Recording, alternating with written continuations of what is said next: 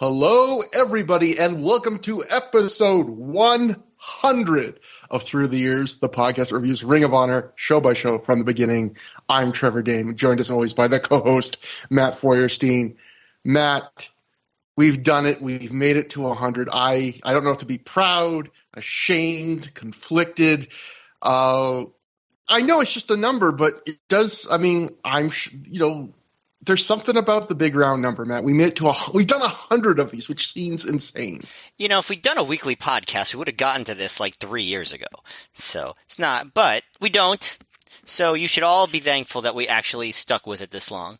It's been 5.5 years, or more actually, and we farted out 100 episodes, and you know what? I'm proud of it. Are you proud of it? I am honestly proud of it.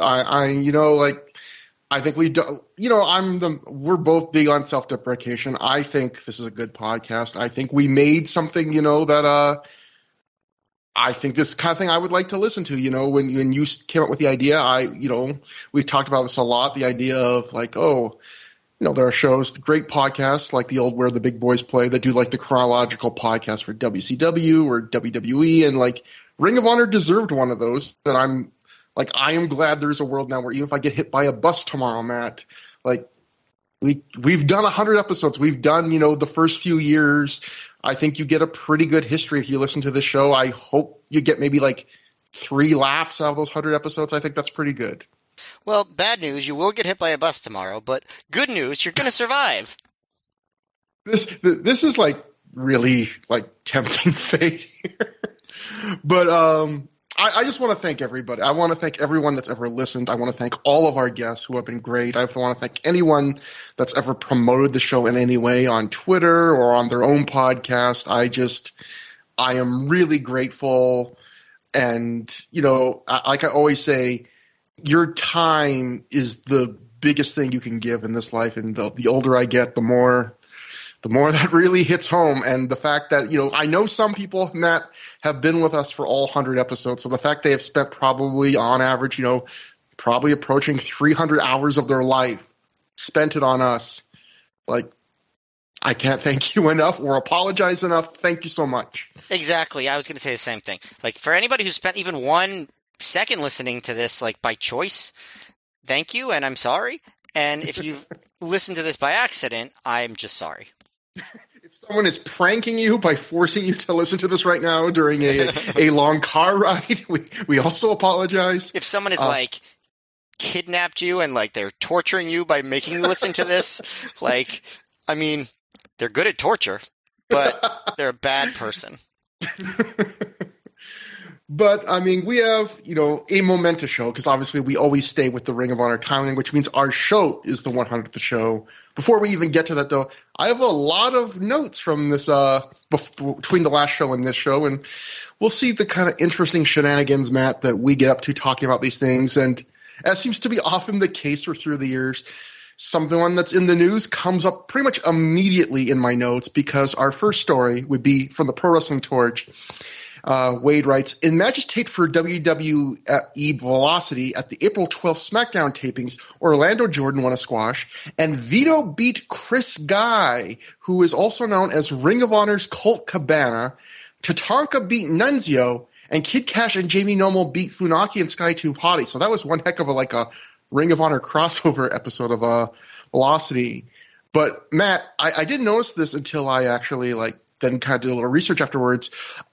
This is during a period where Colt Cabana does 4 different WWE TV jobs on B shows, and I think 1 on Raw in April alone. He does 2 more in June, and then 1 in October. So even though he doesn't get signed to WWE, it's for another year, probably, right? Yeah, I wonder if this was kind of an early audition or something, or if it just synced up like that, because that's a lot of different TV, tapings to quickly be in. Clearly someone there liked him because they did sign him, and not too much later than this. So, and I know that there's a process to getting signed. So, yeah, I think that this was just a pretty clear sign they were starting to take a shine to him. And for those who are going, well, Chris Guy is not Colt Cabana's name. It's Scott Colton. CM Punk taught us that recently. He really emphasized that. That's how I learned it. So I'll go to the PW Torch in a different story they wrote. They pointed out when Colt Cabana used the name Chris Guy when he appeared on WWE television, it was an attempt to get back at his friend Ace Steel, who appeared on WWE television prior to Cabana's appearance under the name Scott Colton, which is Cabana's real name. So kind of cute. And next we go to the Observer. This is kind of one of those quaint stories of how the times change. Dave wrote, to show how on the ball Ring of Honor is, they already have March 30th and 31st booked for the Michigan State Fairgrounds in Detroit, the 2 days before WrestleMania. It wouldn't surprise you to see a TNA run a show on March 31st in Detroit. This is a year away, but that could be where the TNA Ring of Honor split comes if it does. Ring of Honor also has June 23rd, October 7th, and December 8th booked in Detroit. So yeah, like it's fine that this was like a big deal. Again, like reading doing all the research through the year, so to speak. Like I think this is one of the first times where this would become, I think, more commonplace now of the idea of a promotion being like, we're basically going to book our shows on WrestleMania weekend a year in advance, where this was like a novelty, like, oh my God, like Ring of Honor is doing it a whole year in advance. And I guess it's also a sign of just how successful that triple shot was, where they were like, yeah, we are instantly doubling down, even though it's a different area. Yeah, I mean, I feel like for anybody, it was a no-brainer after how well the Chicago weekend went, and now it's going to be at Ford Field, and it's going to like have draw so many more people. I feel like, yeah, they would have been crazy not to try it again. It's also funny that Dave already was kind of advertising like, oh, this could be where the TNA split comes, and it'll come when it comes, but.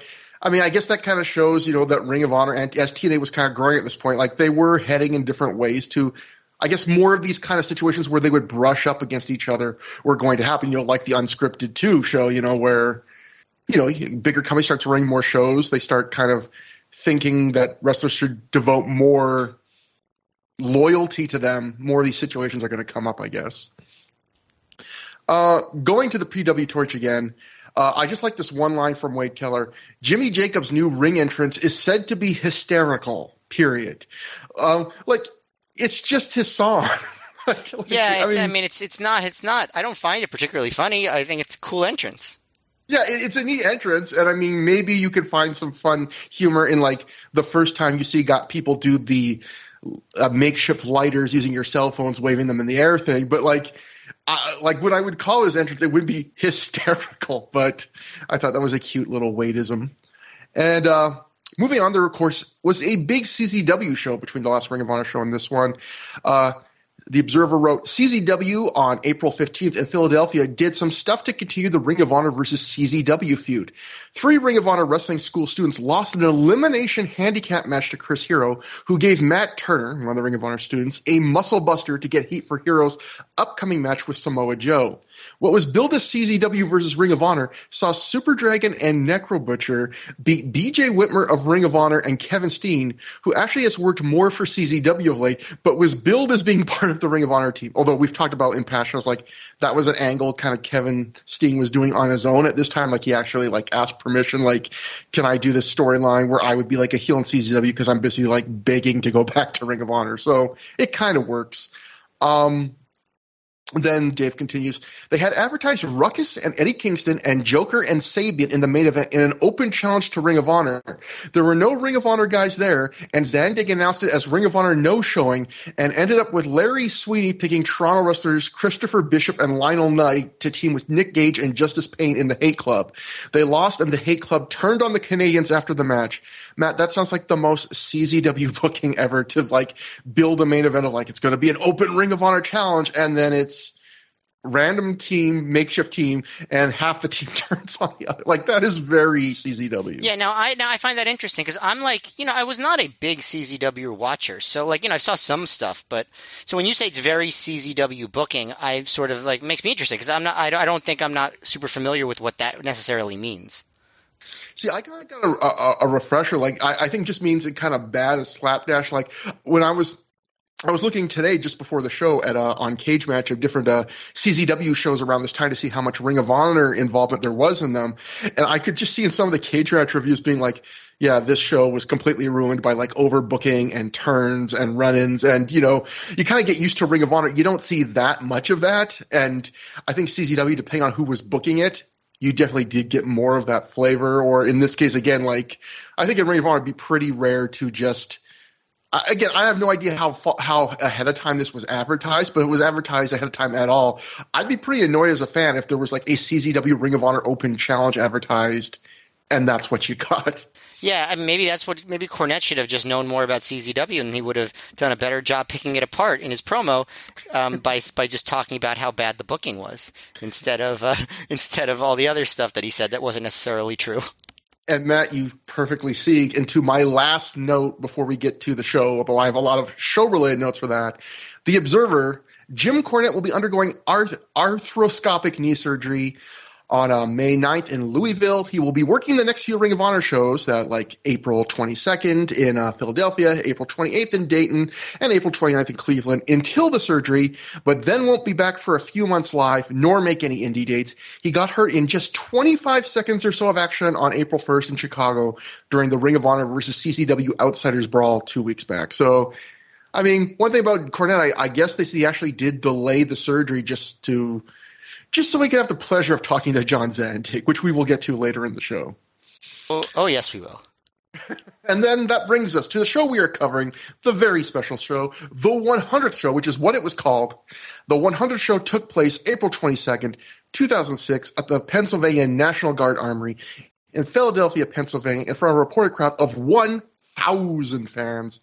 Meltzer would write in The Observer, the CZW Ring of Honor feud has continued to be one of the big surprises of the year because it's still going strong, partially because of the decision-making to have Ring of Honor's team go over on the CZW show and have the CZW team go over on the Ring of Honor show this time. A year ago, unless it was something special like a Japanese star on the show, Ring of Honor was struggling to sell 500 tickets in Philadelphia. Most estimates were this crowd consisted of 70% Ring of Honor fans who were in a shouting competition with the CZW fans.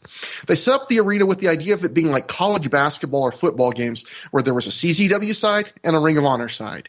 It made for interesting chants, as when the CZW side would chant CZW, the Ring of Honor fans would chant sucks. Very interesting. Extremely interesting chant. Dave really built that up. It ended with CZW fans chanting USA and trying to come up with chants the Ring of Honor fans wouldn't make fun of. Gabe Sapolsky said the feud is working, as this was one of the biggest crowds Ring of Honor has ever drawn in Philadelphia, because both sides are putting their egos to the side and letting the other one win in the home arena.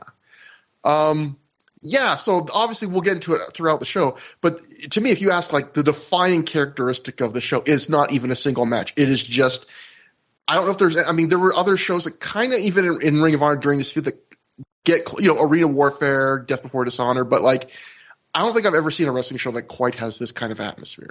I think Arena Warfare probably is what gave the idea of doing this, because you had the CZW contingent in that crowd too.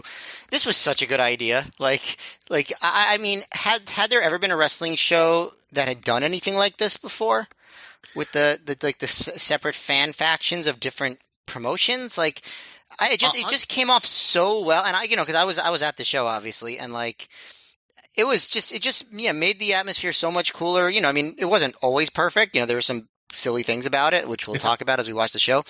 But yeah, it was just such a good, clever idea.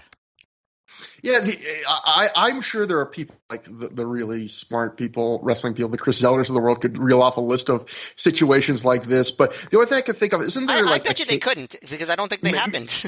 Maybe the only thing I could think could be even comparable is, hasn't there been times in history where wrestling shows have maybe had a little, maybe not even their idea, but little makeshift sections for the fans who cheered the heels back when that was more of a big deal? But what I remember is there would be 5 to 10 guys, Yeah, maybe you buy out half a row together and stuff like that, maybe. Yeah. And that would not be comparable to this, obviously. Yeah. This was intentional whole bleacher. And just as far as what I remember, because this is one of 2 shows where they did this. This was the first one, and then the second one was Death Before Dishonor in July. And it got bigger each time. Like this, if I remember correctly, they didn't totally open up the full bleacher for the CZW section. Like it had a lot of people, but it wasn't like the full packed bleacher that the ROH side was. And then by Death Before Dishonor, it was a fully open packed bleacher on both sides. So that will be even better as far as that goes. But this was just, so cool and interesting, and it made a good visual. And yeah, I was just very impressed with how well thought out that plan was and how well it came together. Yeah, and it's a reminder, right, that like also it was really interesting how the ROH fan said sucks after they said CZW. I'm joking.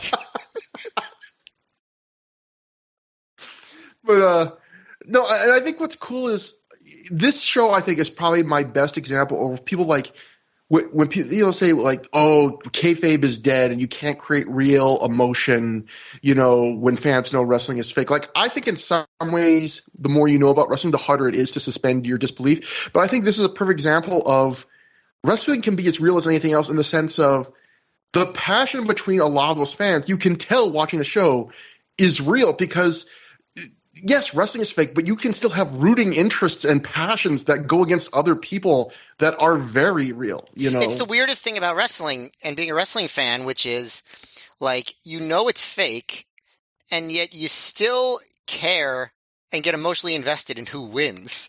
Even though it's, like, the decision of just, like, usually one person in the end, you still care. Like, and it's weird how that works, but it works. Like, I don't think that the CZW fans truly hated the ROH wrestlers, and I don't think the ROH wrestlers truly hated the CZW wrestlers. For one, they, worked in each other's promotions at different times. So, but like they cared about who won because they liked representing the promotion that was their favorite. Like and they were able to, they were able to play a role too. Like there's a little bit of acting going on from the fans as well. And they get into their own character of being like the passionate, fan of their home team. And yeah, it's just, I would love to see somebody try something like this again, but I don't know if the environment of wrestling has changed too much in the past 16 years for it to ever be possible. I mean, at the same time, there are people like, as far as like WWE and AEW that clearly probably even more passionately support their side than these guys did. Yeah, like I was just going to say, it would never happen, which is, I think, probably the kind of too strong promotions have real, like, kind of militant fan bases, that kind of thing you need. Usually they don't work together, but, like, you absolutely could, I think, recreate this, in a show if you really wanted to be like, WWE's going to get their own pre-sale for their fans, their own half of the building, AEW fans are going to get there, and we're going to do a co-promoted show. Like, I think you could recreate this feeling. Yeah, if WWE and AEW did it, yes, they could. But again, that's like saying, like, the moon could be made of green cheese if genies were real and we could make the wish. Like, right. Yeah, it's not going to happen. So. And by the way, for the record, I get the feeling, and I remember thinking this at the time, but like, I have a feeling like the CZW contingent disliked ROH more than the ROH contingent disliked CZW. Like, I think there was some reason to resent ROH in the sense that it got all the buzz, it was considered the prestige promotion, got all the attention in the newsletters, got all, like, the awards at the end, and CZW was sort of, like, forgotten by a lot of the mainstream. So I could definitely see there being some real resentment on one side. I don't really feel like there was a lot of, like, true, maybe I'm wrong, but, like, I don't feel like there was a lot of true hatred of CZW from the ROH fans. Yeah. So going to the report, actually the next note is something that dovetails with something you just recently said, talking about the show. This is from a PW Torch live report from someone named Mike Kingston. He wrote, the floor seats were all floor, the Ring of Honor bleachers were filled, but there was a little room in the CZW side, but not much. So I guess that kind of goes to what you were saying, that like the next show, like there's room for this to grow, obviously. Yep. Even though I think this was like one of the best reactions. And then Mike Johnson from PW Insider added, who was at the show, it was their best crowd in Philadelphia since 2003, with their advanced ticket sales record being shattered as well, with over 650 tickets sold. So it's kind of interesting to hear that was like their advance, record being shattered. I wonder how much in general the Ring of Honor ticket sales were walk-up versus pre-sold. But, for of 1,000 tickets having over 650 sold, apparently that was shattering a pre-sale record. And and this is something we've also talked before. I know I just wanted to make sure to remind people because I think it's a neat trivia bit. But this was, a few, weeks or months earlier before Low Ki lost his mind and the CZW feud really picked up. This was a show where they were going to main event with Christopher Daniels versus Low Ki versus Bryan Daniels in a rematch from the main event of the first Ring of Honor show. And obviously, to this day, we have never gotten that rematch. So it's crazy to think what would have been. I wonder if you could have. I mean, Daniels plays a part in the festivities tonight, but otherwise, there is probably a world where those matches could coexist, right? Where you could still do the CZW main event you had tonight, but also have that three-way. And we tried to get Tony Khan to do that match. We And did. It's so far not done. I will just tell you this, Trevor. If Tony Khan brings in Low Ki to job to Chris Jericho, but still doesn't do that three-way with Danielson and Daniels, I'm going to be pissed. I was seriously thinking that too. Like when Colt Cabana came out, like everyone else was like, "Oh my God, this is such a crazy thing! Oh, the implications!" And I was kind of like, "You son of a bitch! You're lucky that wasn't Low Ki. I would be so angry at you." Yeah, I'll give him a real tisk if that happens. That's really all I'll do. But still, I don't like it. So Matt, my memory's always awful, so I don't remember this at all. I'm wondering, since you were at the show, do you remember this? There is something else that was supposed to happen at the show that didn't. I'll go to the PW Torch for the first kind of report on this. West Coast and PWG standout Davey Richards was scheduled to debut in Ring of Honor on Saturday, April 22nd in Philadelphia. However, he injured his knee the previous night in Statesville, North Carolina, wrestling against Canadian Cougar for the Carolina Wrestling Association. The injury prevented him from working Ring of Honor the following night. Davey had knee surgery, and he's expected to be out at least 1 month. His Ring of Honor debut has been pushed back to June 3rd in Connecticut, which I'll note he does make it to there. That does become his Ring of Honor debut. And then another interesting little wrinkle before I ask you, Matt. Mike Johnson then added in his notes, he added this: ECWA Super 8 2006 champion Davey Richards will not be making tonight's event as he suffered in Ring of Honor as he suffered a knee injury last night working in North Carolina. There was a major storyline planned for him tonight, which will have to be shelved. Yeah, so I thought that was interesting. I do remember that he was supposed to debut here. I don't remember if they announced anything for him to do or if it was just that he was going to appear. And I don't think that he ended up getting a major storyline when he did show up. He just ended up feuding with Jimmy Ray for a little while. Yeah, exactly. I don't think you would consider that no offense to Jimmy Ray, like a major storyline, kind of like a standard feud with a mid card guy. Yeah, I mean, it was a fun little feud, which we'll get to, but yeah, no, it wasn't a big storyline. I wonder if there's something on this show he could have been slotted into. Like probably, I mean, obviously not the Claudio handshake thing because that's kind of Claudio was built for that. Like look at this card. I think there was a match. I forget. I should have had that in my notes. I think there was a match he might have been booked for. I forget, but like. Yeah, it's weird to. You know what it could have been? The Danielson match? Yeah. That's what I'm thinking. I bet you that's what it was. I bet you he was supposed to get Delirious' spot. It makes a lot of sense. And I bet you if he did, he wouldn't end up bloodied like Delirious was. Because I think actually the match might have been like either a singles match with Delirious or like in that four-way Delirious is in. So again, we have no insider news, but just looking at the results and what happened, I bet you when we talk about it later, when you see the Delirious Bryan Danielson match later, I would bet you dollars to donuts, Matt, that would be the major angle for Davey Richards. But next, another little thing. The PW Torch talked to Gabe, and I thought there was a cute quote in here. A cute mental image. So the Torch wrote, Ring of Honor booker Gabe Sapolsky tells PW Torch that running their 100th show was very important to he and Homicide personally. Quote, the 100th show was really something very special for all of us, especially the guys that were around since day one, he says. Homicide, who was on our very first show, and I had a long conversation about what the show meant to us on Saturday. It was great that we had more than double the number of people we had on our first show, too. I want to thank the fans for getting us to this point. Sapolsky believes the reputation of the CZW Invaders, along with the Ring of Honor video recaps available at ROHvideos.com, have made the Ring of Honor versus CZW feud popular outside of Philadelphia. Quote, they, the CZW Invaders, all have big reputations, so that definitely helps, he says. I also think the ringofhonorvideos.com website helps a great deal, too, as fans are able to see what happens a few days after a show instead of having to wait a few months for the DVD. I can only imagine how much hotter the CM Punk as world champion thing would have been last year if we had ROHvideos.com to keep the people up to date. By the time the Punk title reign was over, people were just seeing the match where he won the belt. ROHvideos.com has really taken us to the next level. I'm kind of using my snarky voice there, but like he does have a point. I just think that part is funny, Matt, because that is such a classic Gabe thing, which is whatever the big new thing that's going on in his promotion at the time, like Gabe is the master of steering every single media interview about any topic to that thing. Like at this point, everything is about ROHvideos.com, it feels like. Which is a good promotional move by him to do that. But no, but I do think he's at least partially right. I thought he was going to say that the CM Punk thing would have been so much bigger if we could like live stream our shows, which is the real truth. But I'm sure that like having some of those videos was helpful. Maybe not as much as he's claiming, though. Yeah, it reminds me of like when I was a snotty teenager and like my mom wanted me to do something like clean my room. Like anything I'd ask for, she'd be like, what would help with that if you clean your room? Like I could have broken my leg and be like, I need to go to the hospital. What helps a broken leg is if you clean your room. And like it just reminds you like that's very much the Gabe strategy of, what's really helped. That's a great question. You know what that reminds me of? ROHvideos.com. But maybe I should do that on this show, but instead of that, I should be like talking to our American listeners and talk about how they need to vote this week if you're listening when we record this, because it is a major election in the U.S. Abso-freaking-lutely, Matt.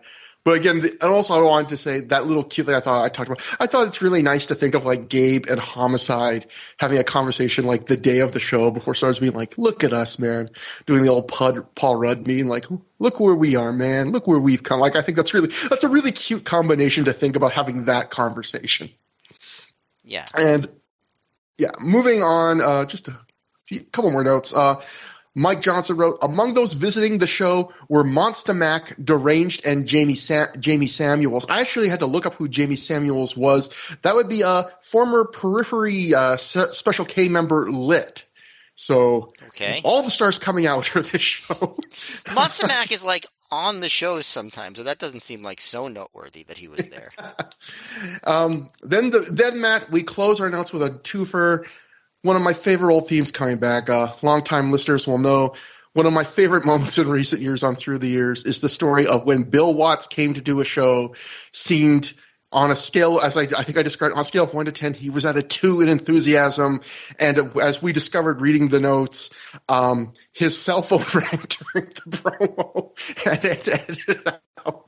So this is the sequel, Matt. It's not nearly as good, but I still got a chuckle out of it.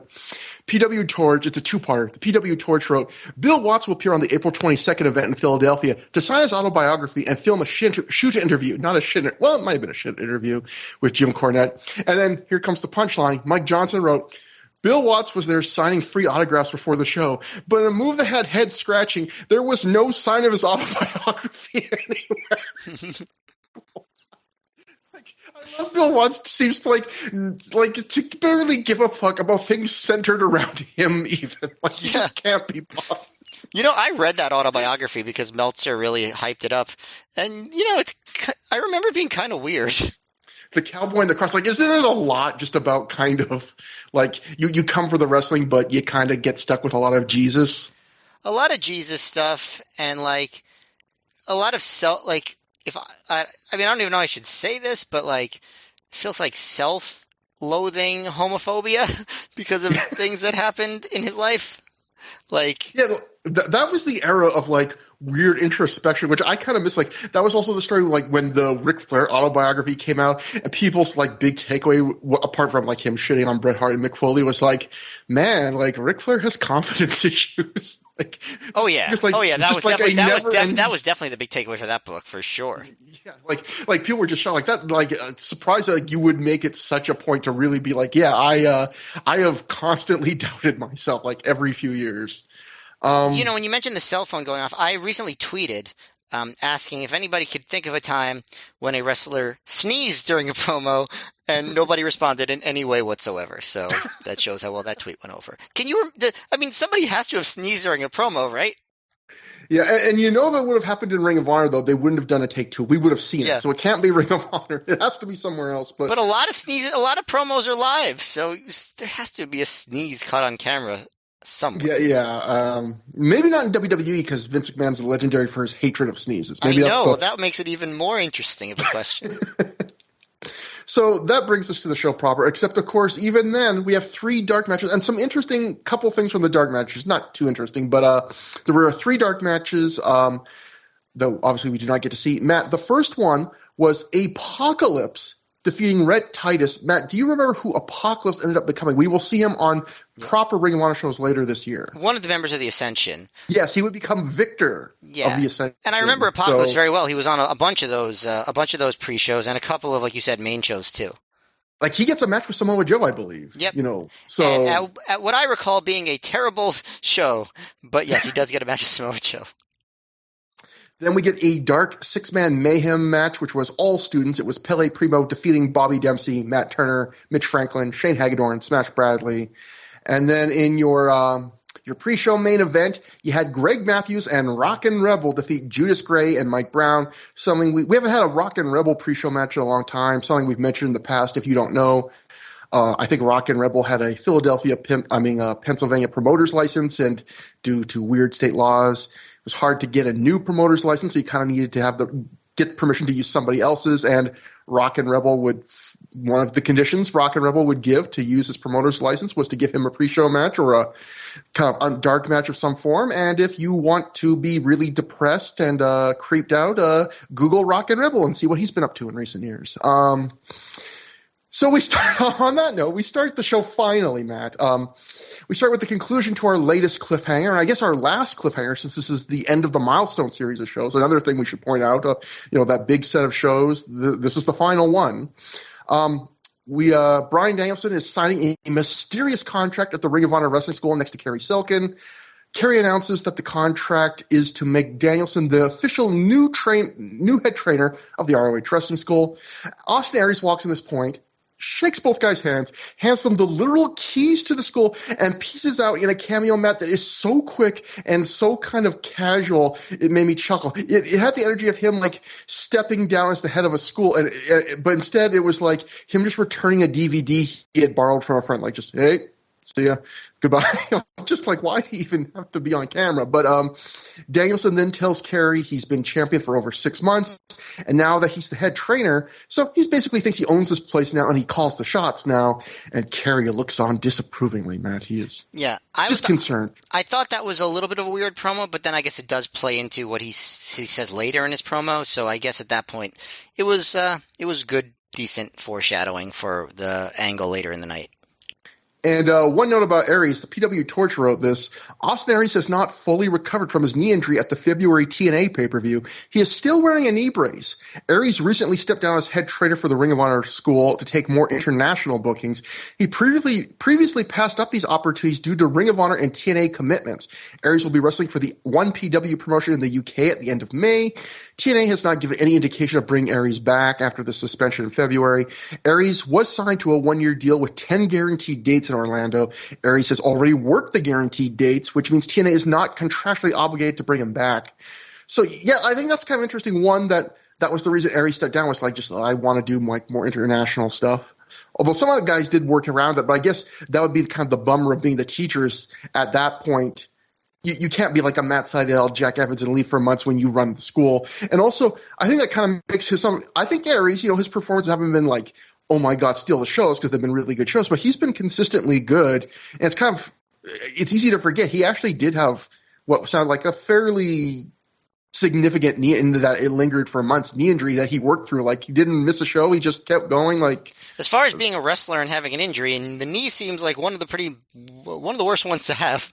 So yeah, he did a good job. And then we go to Colt Cabana backstage. Now clean shaven once again. The Homicide feud is over. He can finally find a razor for, well, a different reason that he would find a razor in the last few matches of his. Colt said he was finally able to earn Homicide's respect and gain peace after their match at the last show. Colt says he is now feeling fantastic, and the momentum's on his side, which means he's coming after Bryan Danielson's world title tonight. Colt is super happy. He says he feels like $1 million. Matt, this definitely isn't foreshadowing anything surprisingly quick loss or anything on his part tonight. Yeah, he definitely made a big show about how the old Colt is back and like he's being, gregarious again. But, I'm sure that'll go fine. Again, the old Colt is back. That old reoccurring theme that's happening as we record. That happened just days before this show. But no, that's just Colt being back, but not the old Colt.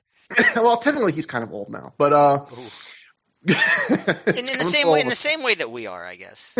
That's what I'm saying, man. It's a rapidly approaching road sign. But we go somewhere else stage where because Lacey is a woman and this is mid-aughts Ring of Honor, we start with a camera shot that traces up over her legs long and lingeringly. Lacey says she isn't going to be in Jimmy Jacobs' corner tonight because he hasn't been proving himself lately. She says he needs to start winning before she goes in her corner again. She does say she has a little incentive for him. We see that she's wearing just a Ring of Honor t-shirt, and she says there's no telling what's underneath it. I can have a few guesses, Matt, like probably her.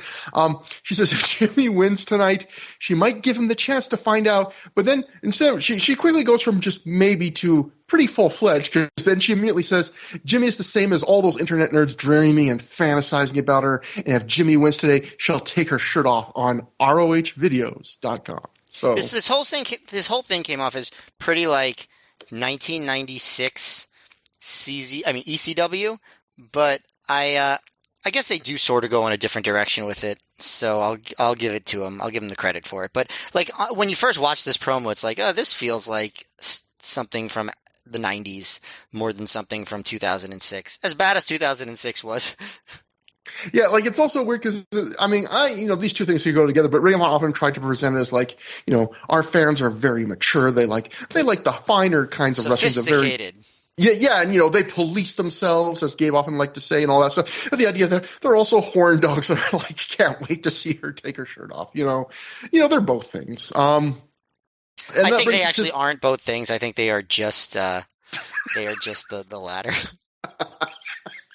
Matt, you were among them. You judgmental Matt Worsting, bad boy.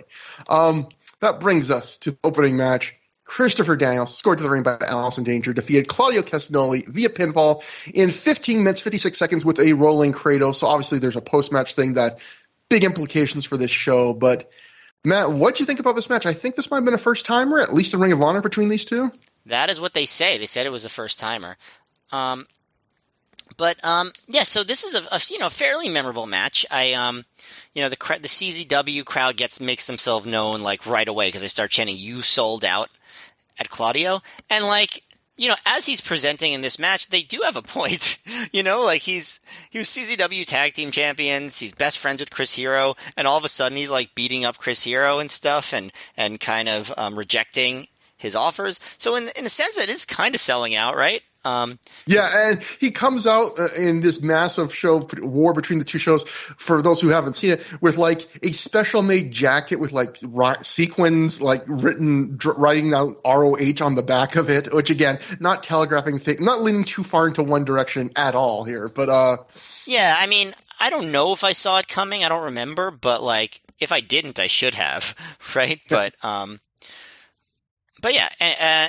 It's the funny thing. By the way, I know this is about the match, but I do want to mention one thing about all the promos before the match. Did you notice that none of the beginning of the show promos had anything to do with like the huge main event or big angle that's on the show? Like they didn't have any promos about. I mean, they will after this match, but like it's weird to start the show with promos for like mid card matches and not even mention the big ROH versus CZW main event. I always thought that was a little bit weird about ROH DVDs. It's like you would think like the up top you want to hype the big match, and they do sometimes, but a lot of times they just don't. They just have like random promos.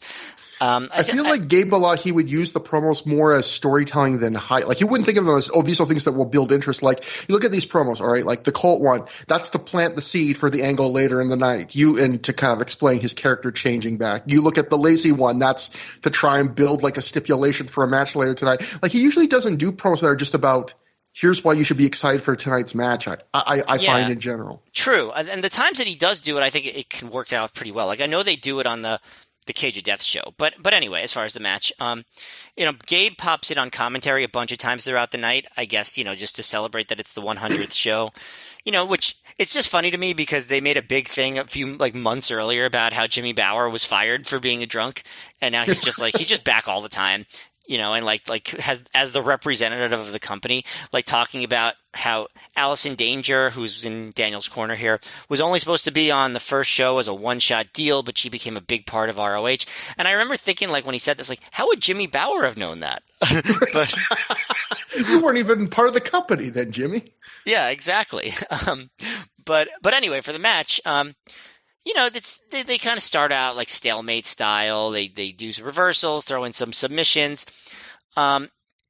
And I think Claudio might have broken the record for delayed vertical suplex that Roderick Strong set the month earlier. It wasn't like a full minute long vertical suplex.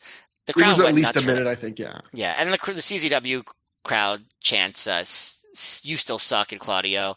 And Leonard actually has a good line. He says, the CZW crowd was booing because they can't count that high, which I think I literally like that. Yeah, it's a good line.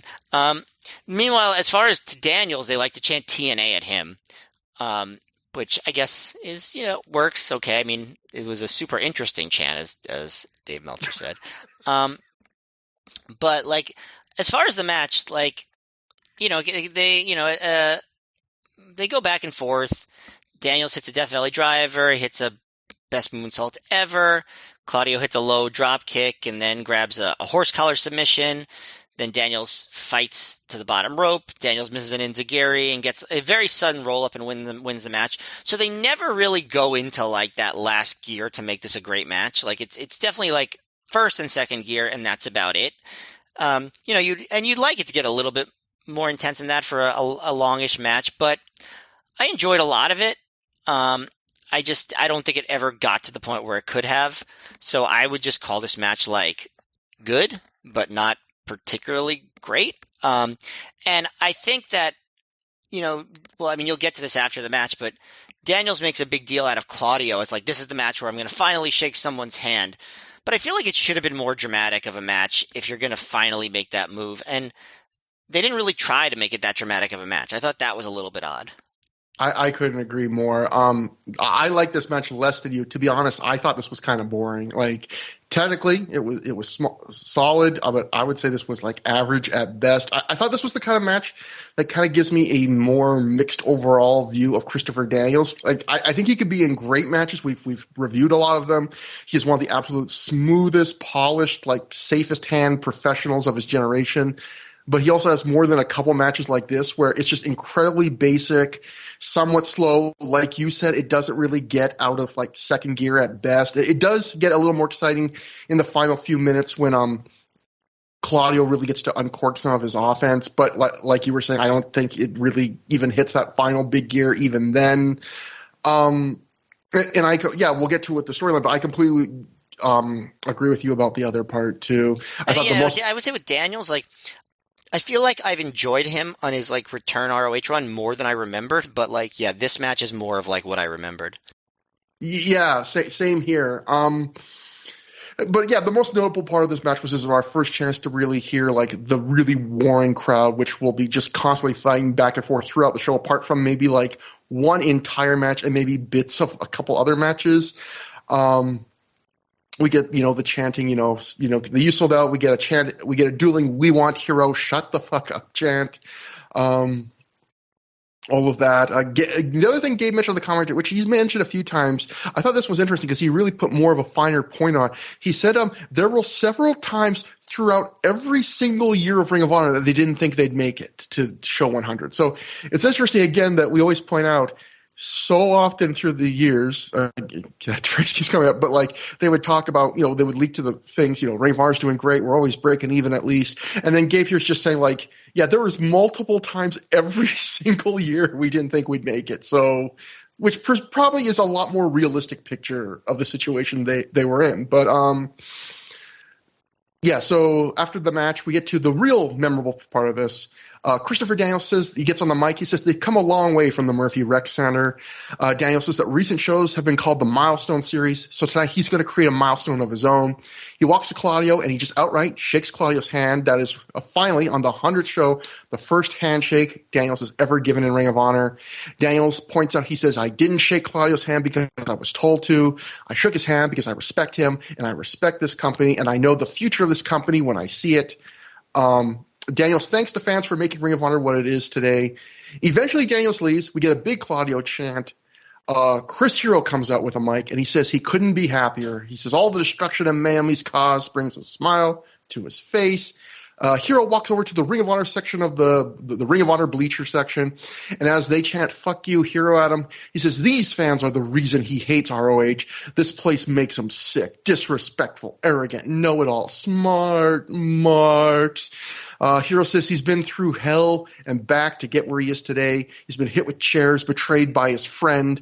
At this point, Claudio's leading a huge ROH chant, and I really want to give a shout to the rare for Ring of Honor, really unique, cool camera shot. Not that the Ring of Honor camera people are bad, but they don't get a lot of, time or resources to do flourishes. And this worked out great here where the camera's following Hero as he walks around the crowd.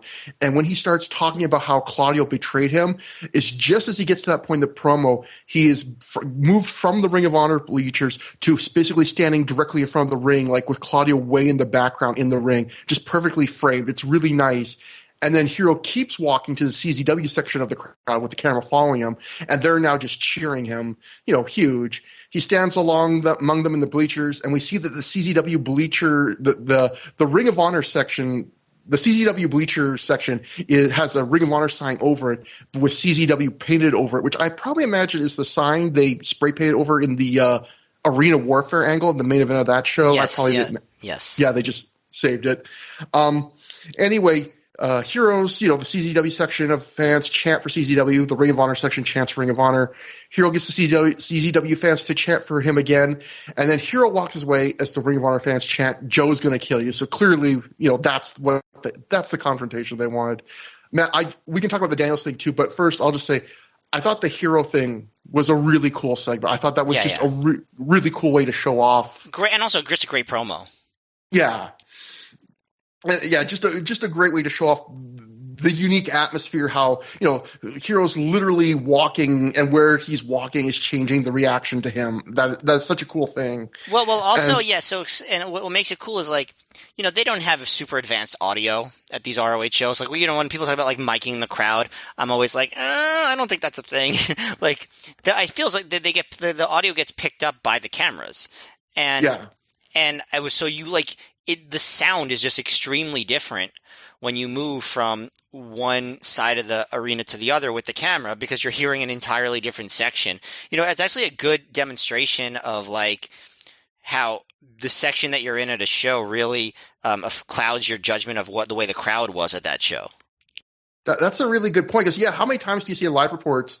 I know sometimes when I'll talk about a show live, like on Twitter, I'll get people tweeting at me from the show, and they'll be like, "Oh, it's really loud. I don't know what you're saying. It's quiet." Or occasionally I'll get from the same show, people go, "Yeah, it's really quiet here." Like you said, it just depends sometimes where you sit, the acoustics, all of that.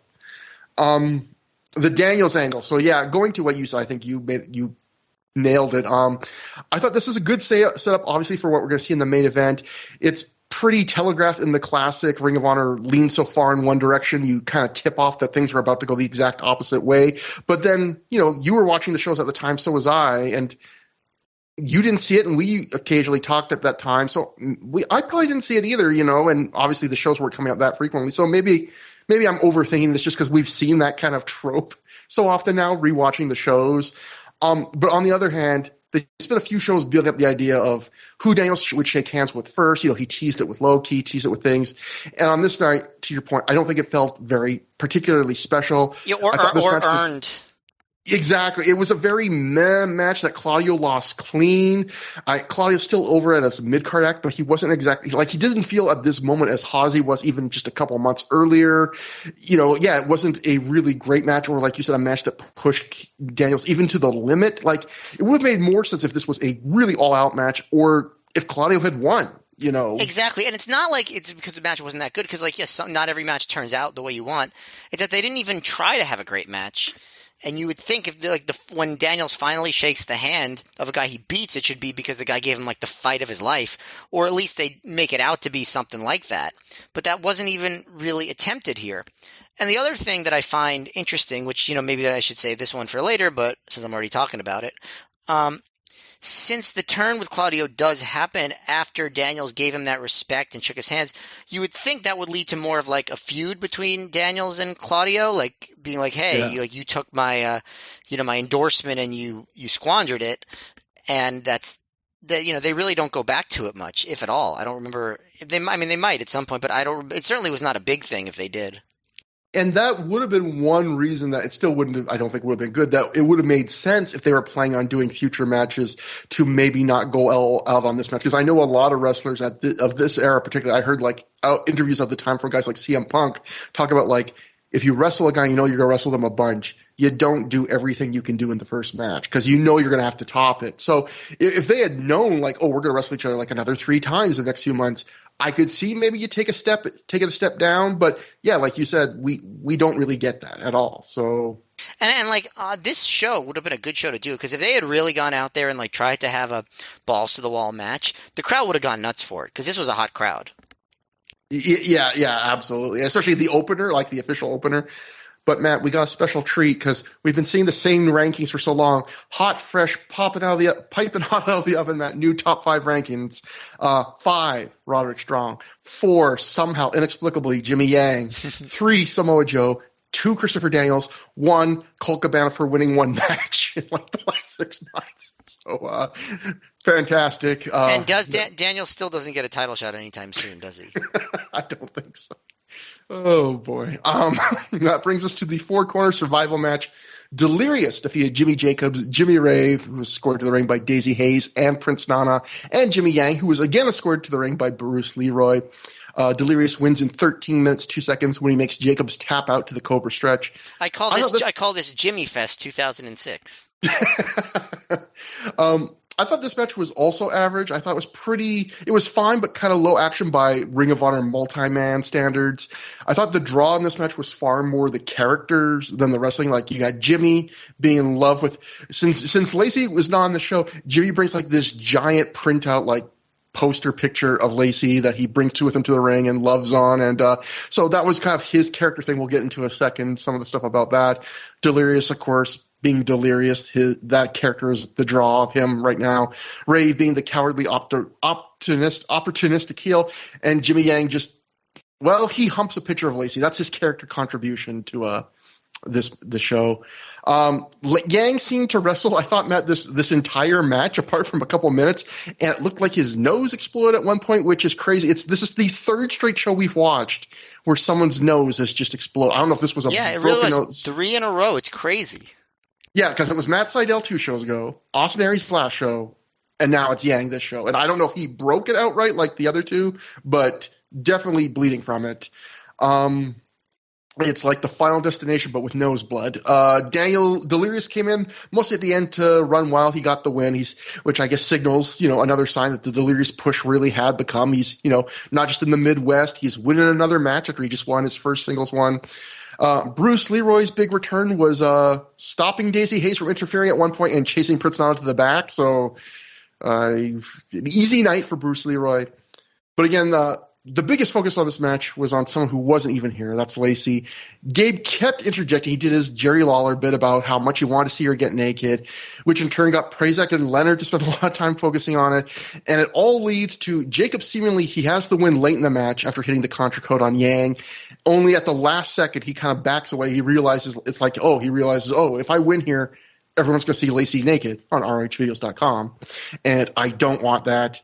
And I think this match was unwatchable, but again, it's very weird for Ring of Honor. This feels more like a WWE TV match where it's all about the characters and this angle and this kind of wacky stipulation. And I should also note this is yet another loss for Jimmy Yang, who gets the world title shot on the next show, Matt. A couple of notes I want quick before I give it to you, because this is one of the things that really made me laugh during the show. Okay, a couple notes quick. First, Jimmy is announced as representing Lacey's Angels when he comes to the ring. What other Lacey's Angel is there at this point, Matt? Lacey. But she's her own angel. Don't you know? Gabe, like you mentioned earlier, he barges in a bunch on commentary. He barges in here to say, if Lacey taking off her T-shirt, he says that stip is the biggest in Ring of Honor history. He says, I can't wait to see Lacey's boobs. then when Yang humps Lacey's pitcher, Jacobs just gets really pissed off. Again, that they're building up that idea that like Jacobs is like this kind of lovable goof in some ways, although also kind of creepy. But if you mess with her, he gets really vicious. After Jimmy blows a kiss to the picture of Lacey, Prazak jokingly asks Lenny Leonard on commentary how many kisses he's blown to pitchers, which I think is a really weird question. Lenny says 0. Gabe then says he'll be blowing kisses to Lacey's video if Jimmy wins this match, and he might also be blowing something else. Can't imagine what that means. Can't imagine. And then Gabe says at this point he might even do a run-in to win the match. I felt so bad. It's so stupid. It didn't make me laugh. It's so fucking stupid. I'm sorry. And then Matt, it gets. This is I'm building to the main event. So these are the last 2 notes I have. This is one of the weirdest commentary lines I've ever heard. At one point, Dave Prazak, I actually had to write this down. Like, Jimmy does a big kick out, and Prazak, like in a serious, like I'm like really excited for this match voice. Dave Prazak says, and I quote, "Jacob's wanting to do that picture proud and see some other stuff." And then finally. Meltzer had to write this in the Observer. Like Dave Meltzer, the most respected journalist in wrestling, he had to write this word for word in the Observer, quote, "Jacobs got off Yang and refused to beat him because he's supposedly so in love with Lacey, he can't bear the thought of guys seeing her boobs." Like, he had to write that. He had to write that in the fucking Observer. Trevor, I'm enjoying your joy, but it is wrestling. That's not even close to the stupidest thing he's ever had to write. I know, but it's so fucking stupid. It's so stupid. Anyway, Matt, what'd you think about the match? Well, I like it a lot more now that you are so happy with it.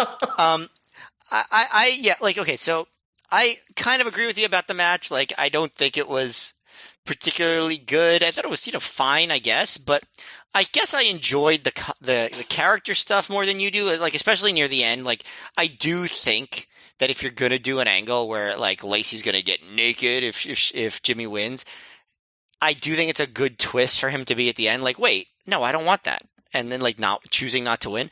But, like, the commentary was so regressive and stupid. It was like, on the one hand, I'm, like, sort of, like, oh, this is refreshing. It's like the old days of Through the Years when we really could just, like, laugh about the commentary all the time. Like, Mark Nolte would have been proud. But on the other hand, we criticized that commentary back then because it was, like, bad and messed up. And this was also, like, I guess in the sense, like, this was a little bit more self-aware, like, self-parody, like, where Gabe was like, oh, man, like, this is the greatest stipulation in the history of wrestling. And, like, I'm going to see Lacey's boobs. Like, he kind of said it like that. And, like, yeah, but, like, Yang humping the picture of Lacey, like, the baby face doing that, like, that's fucked up. Like, so we have not moved completely past a lot of the problematic stuff of ROH's early years. And you know what it actually reminded me a lot of? The commentary?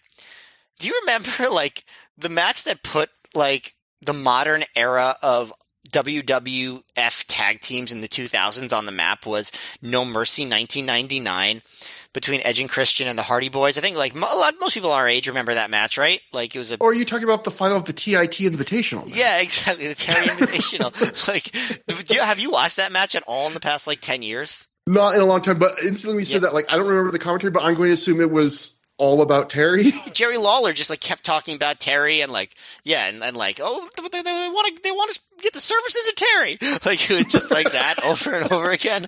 Like, and like, there was, like one point where it was like, God, Terry's going to climb the ladder and I'm going to look up, like, just, like, stuff like that. And it's just, like, that's what this reminded me of. It was just, like, weird. I mean, this was 2006, so I guess this wasn't far removed from that. And also, I think this was just a couple months after the live sex ceremony on Raw. So I guess this was of its time, but, like, yeah, not what you want from ROH. So, yeah, thumbs down. But I did kind of like the finish. And, I guess, good that Delirious got himself a win. This was his, like, I think this was his first main ROH show on the East Coast. This was definitely the first time I saw him live. Yeah, like the switch is definitely flipped for Delirious, and Ken, that Davey Richard thing's kind of framing me because I thought, oh, Gabe was really playing a lot for Delirious, but maybe this was just kind of an opportunity that what will come later that falls into his lap. But either way, next match, Ring of Honor Tag Team titles on the line. Generation Next of Austin Aries and Roderick Strong successfully defend the titles. They defeat the Rottweilers of Homicide and Ricky Reyes in 15 minutes, 11 seconds when Aries pinned Reyes after a 450. Before the match, the CZW fans chant, "We want Blackout," which for those who don't know, that was a CZW staple with like Eddie Kingston and some other guys, Ruckus, Sabian. And an angry Homicide gets on the mic and he tells them if they want to see Blackout to fuck with the Rottweilers, tell them to come with Ring of Honor. Then he says some not great epithets I will not repeat on the podcast. And then in the notes, Matt, what do you think about this match? The Observer, the live note, said this match was disappointing. This was a match that basically every live report I saw shit on this match to varying degrees. I definitely liked it more than I remembered. Like, I don't think it was a particularly good match. But like, it wasn't boring. Like, it was like, to me, like, there was a lot going on in the match. I think the thing that made it not great is that Homicide seemed a little bit off. Like, but I'll just go through it. Like, there was a "We Want Blackout" chant from the CZW fans, which I thought was pretty cool because, like, hey, it's the first Eddie Kingston reference in ROH. Yeah. And who else was in it? Ruckus was Sabian in it. Sabian, Ruckus, Joker. Yeah. I mean, I'm not up on my. I feel like those are the main guys, I think. But yeah, those are the main core of the group. Yeah. So Homicide tells the crowd, if Blackout wants to fuck with the Rottweilers, come to Ring of Homicide. And then he tells them to suck his dick, which draws an ROH chant. So I think that it would be funny to start an ROH chant anytime anyone mentions sucking dicks or sucks a dick or anything like that. I think just start chanting ROH. As Gabe said earlier on the commentary, he's going to blow something. So. Yeah, exactly. So ROH. Then there was a moment where, like, during the match where Reyes like bails after Aries gets in the ring, like he's afraid of him, which is unlike Reyes. But the crowd starts chanting "pussy" at Reyes, so Homicide says like, "Oh yeah, Reyes does get pussy." So now Homicide is you are a pussy. I thought he was like, "Oh, you are like," he was kind of like, I like can't deny it, like because I thought they were kind of like. I don't think that's what it was. I think he was like saying, "Yo, he does get pussy." You're right. Like I think it was like kind of like that. But you can go back and look. But I think that's what it was. Matt, I'm not going to do that. I'm going to just trust you. I'm not going to go to that effort. Well, listeners, you can tell. You can decide. Listeners, right. You do it. You do it for us, listeners. We've done so much for you. But what I was going to say is, now in the first 2 minutes of the match, Homicide has talked about dicks and pussy. So he's done the. I guess it's not the trifecta; it's the bifecta. This show is on a tear, Matt. Your Jerry Lawler impression, my complete breakdown the last match. Bifecta. This is one for the books. Took us 100 shows to get there. So Homicide sort of has this slightly playful tone. So the match doesn't really have a lot of intensity, and so there's slow going for a little while, but they do some fun stuff. Like Aries does his head scissors escape thing, but with Homicide facing down so he doesn't do the drop kick. I always like to see some variations on standard moves. I enjoyed that. And there was another spot where Homicide goes for a sunset flip, but Strong moves and puts his knee out, dropping Homicide into a backbreaker. I thought that was pretty cool. So there's definitely cool stuff. They get heat on Roderick Strong for a while. There was, they double team him. At one point, Homicide chucks a chair at Strong's head, which seemed very brutal, but I guess, obviously it's going to seem brutal when you throw a chair at someone's head. But this one seemed extra bad. And Homicide got a 2 count off of that with a lackadaisical cover. Then at one point, Aries comes in. They all brawl on the floor. Homicide suplexes Strong onto the timekeeper's table and then does a double stomp off the apron through the table, which I did not remember that. But Homicide doesn't capitalize on the big move. He just kind of leisurely drops a knee on him. So that sort of brings up my point. Homicide was just kind of a little weird here. But Aries, he tries to be a House of Fire, but like he's selling the leg because they worked on the leg earlier in the match. He does his shin breaker back suplex on his bad knee on Reyes. Homicide takes out Aries' leg when he goes for the brain buster, and Homicide hits the ace crusher and the lariat, and Reyes covers and Strong breaks that up. And then there's like this really sloppy series of reversals, and then Strong hits a half Nelson backbreaker on Homicide, hits the Gibson driver on Reyes. Aries goes up top, Homicide pulls him off, while Reyes hits the Dragon Suplex on Strong. And while the hold is on, Aries goes for the 450, and Strong like escapes the hold. And so Aries hits the 450, so that's really good timing, and Generation X wins. So like, I don't know. Homicide just seemed off here. Like, he did some cool stuff, but then randomly just, like, kind of chilled out and got distracted. He just couldn't keep up the intensity, botched a couple moves. You know, and I love Homicide, but, like, he was just off here. But I don't know. Like, he just seemed, like, in a weird mood. But I did think that, like, there was a lot going on. So, like, I don't think the match was bad. But if Homicide was on his A game, I think this would have been a pretty darn good match. Because I think everyone else was pretty good here. Yeah, I thought this was my favorite match of the first three matches, but I still would think it's only kind of like a bit above average. But it wasn't terrible, but I kind of agree with the sentiments of people that were like, you know, you see 15 minutes and you see Homicide, Austin Aries, Roderick Strong. You think, oh, and Reyes is not a terrible wrestler or anything. So you think, oh, this could be really good. And yeah, it underwhelmed in that sense. I wasn't quite as negative on Homicide as you, but I agree it was weird that like, he does these couple really big things with the chair throw Strong's head and then the double slam with the tail. Like he did those two moves felt like moves from a much bigger match that he was not wrestling. You know, like it kind of almost out of place. Like, oh, you think the match is going to pick up, but really no, it's more of just a third from the bottom undercard match that he just decided randomly like, I'm going to stomp a guy through a table at ringside, which seemed kind of crazy. He did hit one hell of a lariat to, I think, the back of Aries' head that looked pretty hard, caught him in the head. Maybe that's not a good thing. Mike Johnson wrote in his live reports that Austin Aries was limping due to a heel injury he sustained working indie shots in Wisconsin. So I wasn't really looking for that. I only saw it afterwards, so I didn't really notice that. But, boy, poor guy, he's already working with a bad knee. Then you hurt your ankle, and you're still working on it. So, I mean, good for him. I don't know if I should celebrate that, but either way. Moving on, though, I accidentally freaked out with my notes, Matt. So that brings us to the Ring of Honor World Title match. Bryan Danielson successfully defends the title, defeating Colt Cabana in 5 minutes, 2 seconds. I did not misspeak. So, this is more of an angle than a match, as the time might lead you to believe. It's good. I think that it is more of an angle than a match because the crowd spent the entire match chanting at each other rather than reacting to pretty much anything in the ring, apart from at one point Bryan Danielson mooning the CZW audience.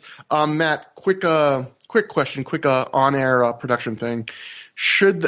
Part of me wants to make that the picture for this episode, especially because it would be funny if, like, the 100th episode of the show, our picture is Bryan Danielson's ass. But also, I feel like maybe that would get us flagged or not be good. Maybe a kid listens. Maybe. Yeah, so I want to do it too, but, like, I also don't want Bryan Danielson to get mad at me. It will not be that, but just know in our hearts, that's the image for the show. You make your own custom version of episode 100 through the years. Edit that picture into the info on it. But yes. So Colt's back to the fun-loving Colt. Bryan's clearly tickle pink to work in front of the hostile CW audience. Like, he's in his element here. He loves, like, riffing with them and interacting with them. There's some fun but basic wrestling here. It's kind of what you would expect from the start of a much longer Bryan Danielson-Colt Cabana match. And then Danielson wins out of anywhere with, like, a simple pinning combination. I thought Colt's reaction was great. He gets up, like, not even aware he's lost at first, like that his shoulders were down for 3 full seconds, and then he collapses on his back when he realizes he just blew the match. It's this huge opportunity, and then he keeps, like, freaking out, like, in denial again. In terms of live notes, I'll just going over it. Huge dueling, overrated, and shut the fuck up chants. That was one of CZW fans' favorite chants for Danielson in particular. It was not like, you're bad. It was overrated. Danielson then has Bobby Cruz announce him as the least overrated wrestler in the world. When Danielson moons the CZW fans, Gabe asks on commentary, how do we go from Lacey's boobs to Danielson's buttocks? And then a few CZW fans actually start to chant boring very early on. So again, the CZW fans really, this is a guy, Danielson, because they know he's such a integral figure to Ring of Honor. They really wanted to hijack this. Ring of Honor fans then come back with Hero tapped out. We get dueling We Want Necro and then overrated chants from the Ring of Honor fans about Necro Butcher. Then Super Dragon and overrated dueling chants. And then finally, which I forgot this, a Fuck You Robots chant, which we haven't talked about in a while. So for people that were not around the era, robots, ROH bots, like through and through the years, was a some fans use it as a positive, but from used in different contexts by other fans of other promotions, it was a negative connotation to call Ring of Honor fans robots. So wait till we get to Gabe's introduction of the robot arm. Do you remember that? Oh God, that's coming. Not too far from now. I like your enthusiasm. I love the way you say that's coming. like you can't avoid it, Trevor. It is. The robot arm is coming. Matt, I mean, what do you think about this? Obviously, again, yet another thing on the show that's more of a story so far than a match, really. It's interesting how much the CZW fans just love fucking with Danielson. Like, way more than, I think, almost any other ROH wrestler.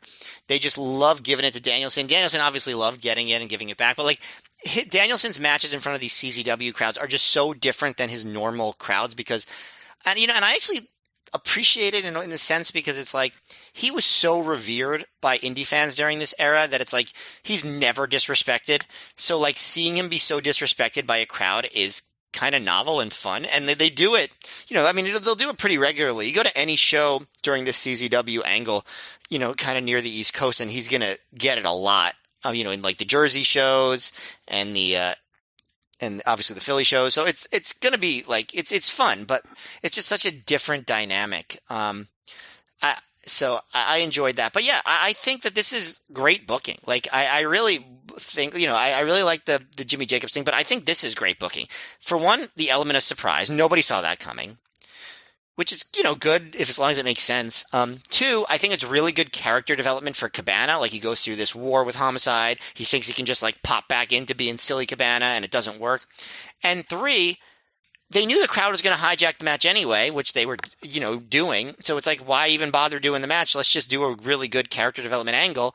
And obviously the other reason is it sets up the whole concept that a title match can end at any time. I mean, I guess the one thing that kind of subverts that is if you really wanted to get that over, you would do it in the main event. You know what I mean? A mid-card world title match does seem a little bit different than a main event world title match. But hey, I mean, this is still more than most promotions would have done for a big, like, built-up world title match. So I think that this was extremely successful. Yeah, I agree. Like, in a way, it doesn't tip it off, but, like, I agree in the sense of Gabe, there's a clear reason they did it, the 5-minute match on this show, right? Because it's not the main event. It's Danielson's not the draw on this show. The draw is the CZW feud, and even with giving you this 5-minute match, even then they go the extra mile if they're going to give you a make good Danielson match, But, right, but you didn't know that at the time, so it was still surprised when it happens.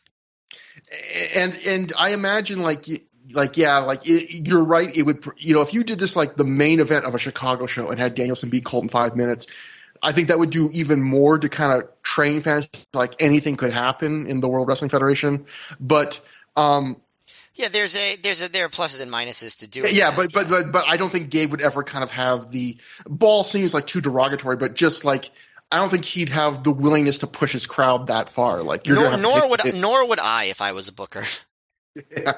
But you, again, like you're on the ball, like you completely echo a lot of the notes I'm about to read because I actually have some insider news about the logic of the booking of Cabana here. First, the Torch. They would write in the Torch, the timing of Colt Cabana's TV jobs on WWE TV in mid-April came at a bad time for Ring of Honor, as he is scheduled for a Ring of Honor world title match against Bryan Danielson days later. Gabe Sapolsky has said he doesn't consider his top wrestlers jobbing on WWE TV to be of concern to him, although John Walters disappeared from Ring of Honor shortly after jobbing while he was pure champion on WWE TV. Again, I'm going to pause and just say Wade, I think, cares way too much about that, more than most fans do. Sources say the official line on Cabana's quick loss to Danielson on April 22nd in Philadelphia was to recondition Ring of Honor fans to believe that Ring of Honor title matches can end at any time, thus making near falls early in matches mean more in the future. The plan for Cabana is to rebuild him from the bottom up and eventually back into the Ring of Honor World title picture. It is likely he will face Danielson again for the Ring of Honor World title as a challenger with a lot of build, which is something that many of Danielson's challengers have been lacking thus far. It does not get a lot of build, by the way. Like it's, yeah. I mean, it more than it did, but it's not like they built it up as his biggest challenger for months. It's still like he's still like a secondary Danielson challenger. I think one of my funniest trivia bits is they do this whole thing like Angle, which is kind of spoiling things, but we'll just mention it now. Colt's got to start from the bottom and work his way back out, starting at the openers, and he does work some openers, but the very next show after this, he's in the main event, and I believe 2 of the 3 next shows he's in the main event. So, like, this whole start from the bottom thing, they don't really stick with it, and like you said, they don't go with it very long, even. He's quickly back up there, but the Observer had a kind of a different angle on this. Dave wrote, they did an interesting booking deal on this Ring of Honor show. Since much of the crowd came to see the promotion versus promotion rivalry, Ring of Honor champ Bryan Danielson worked before intermission, beating Colt Cabana with a roll-up in 5 minutes, 2 seconds. This was done for a few reasons. The first is Sapolsky felt the crowd, because they came for a wild main event fight, wouldn't be interested in the usual Danielson match, and felt they'd turn on it if it went more than 20 minutes. The other is because for some time they've been talking about doing a 5-minute title match just to make fans think there can be a pin in the title match at any time.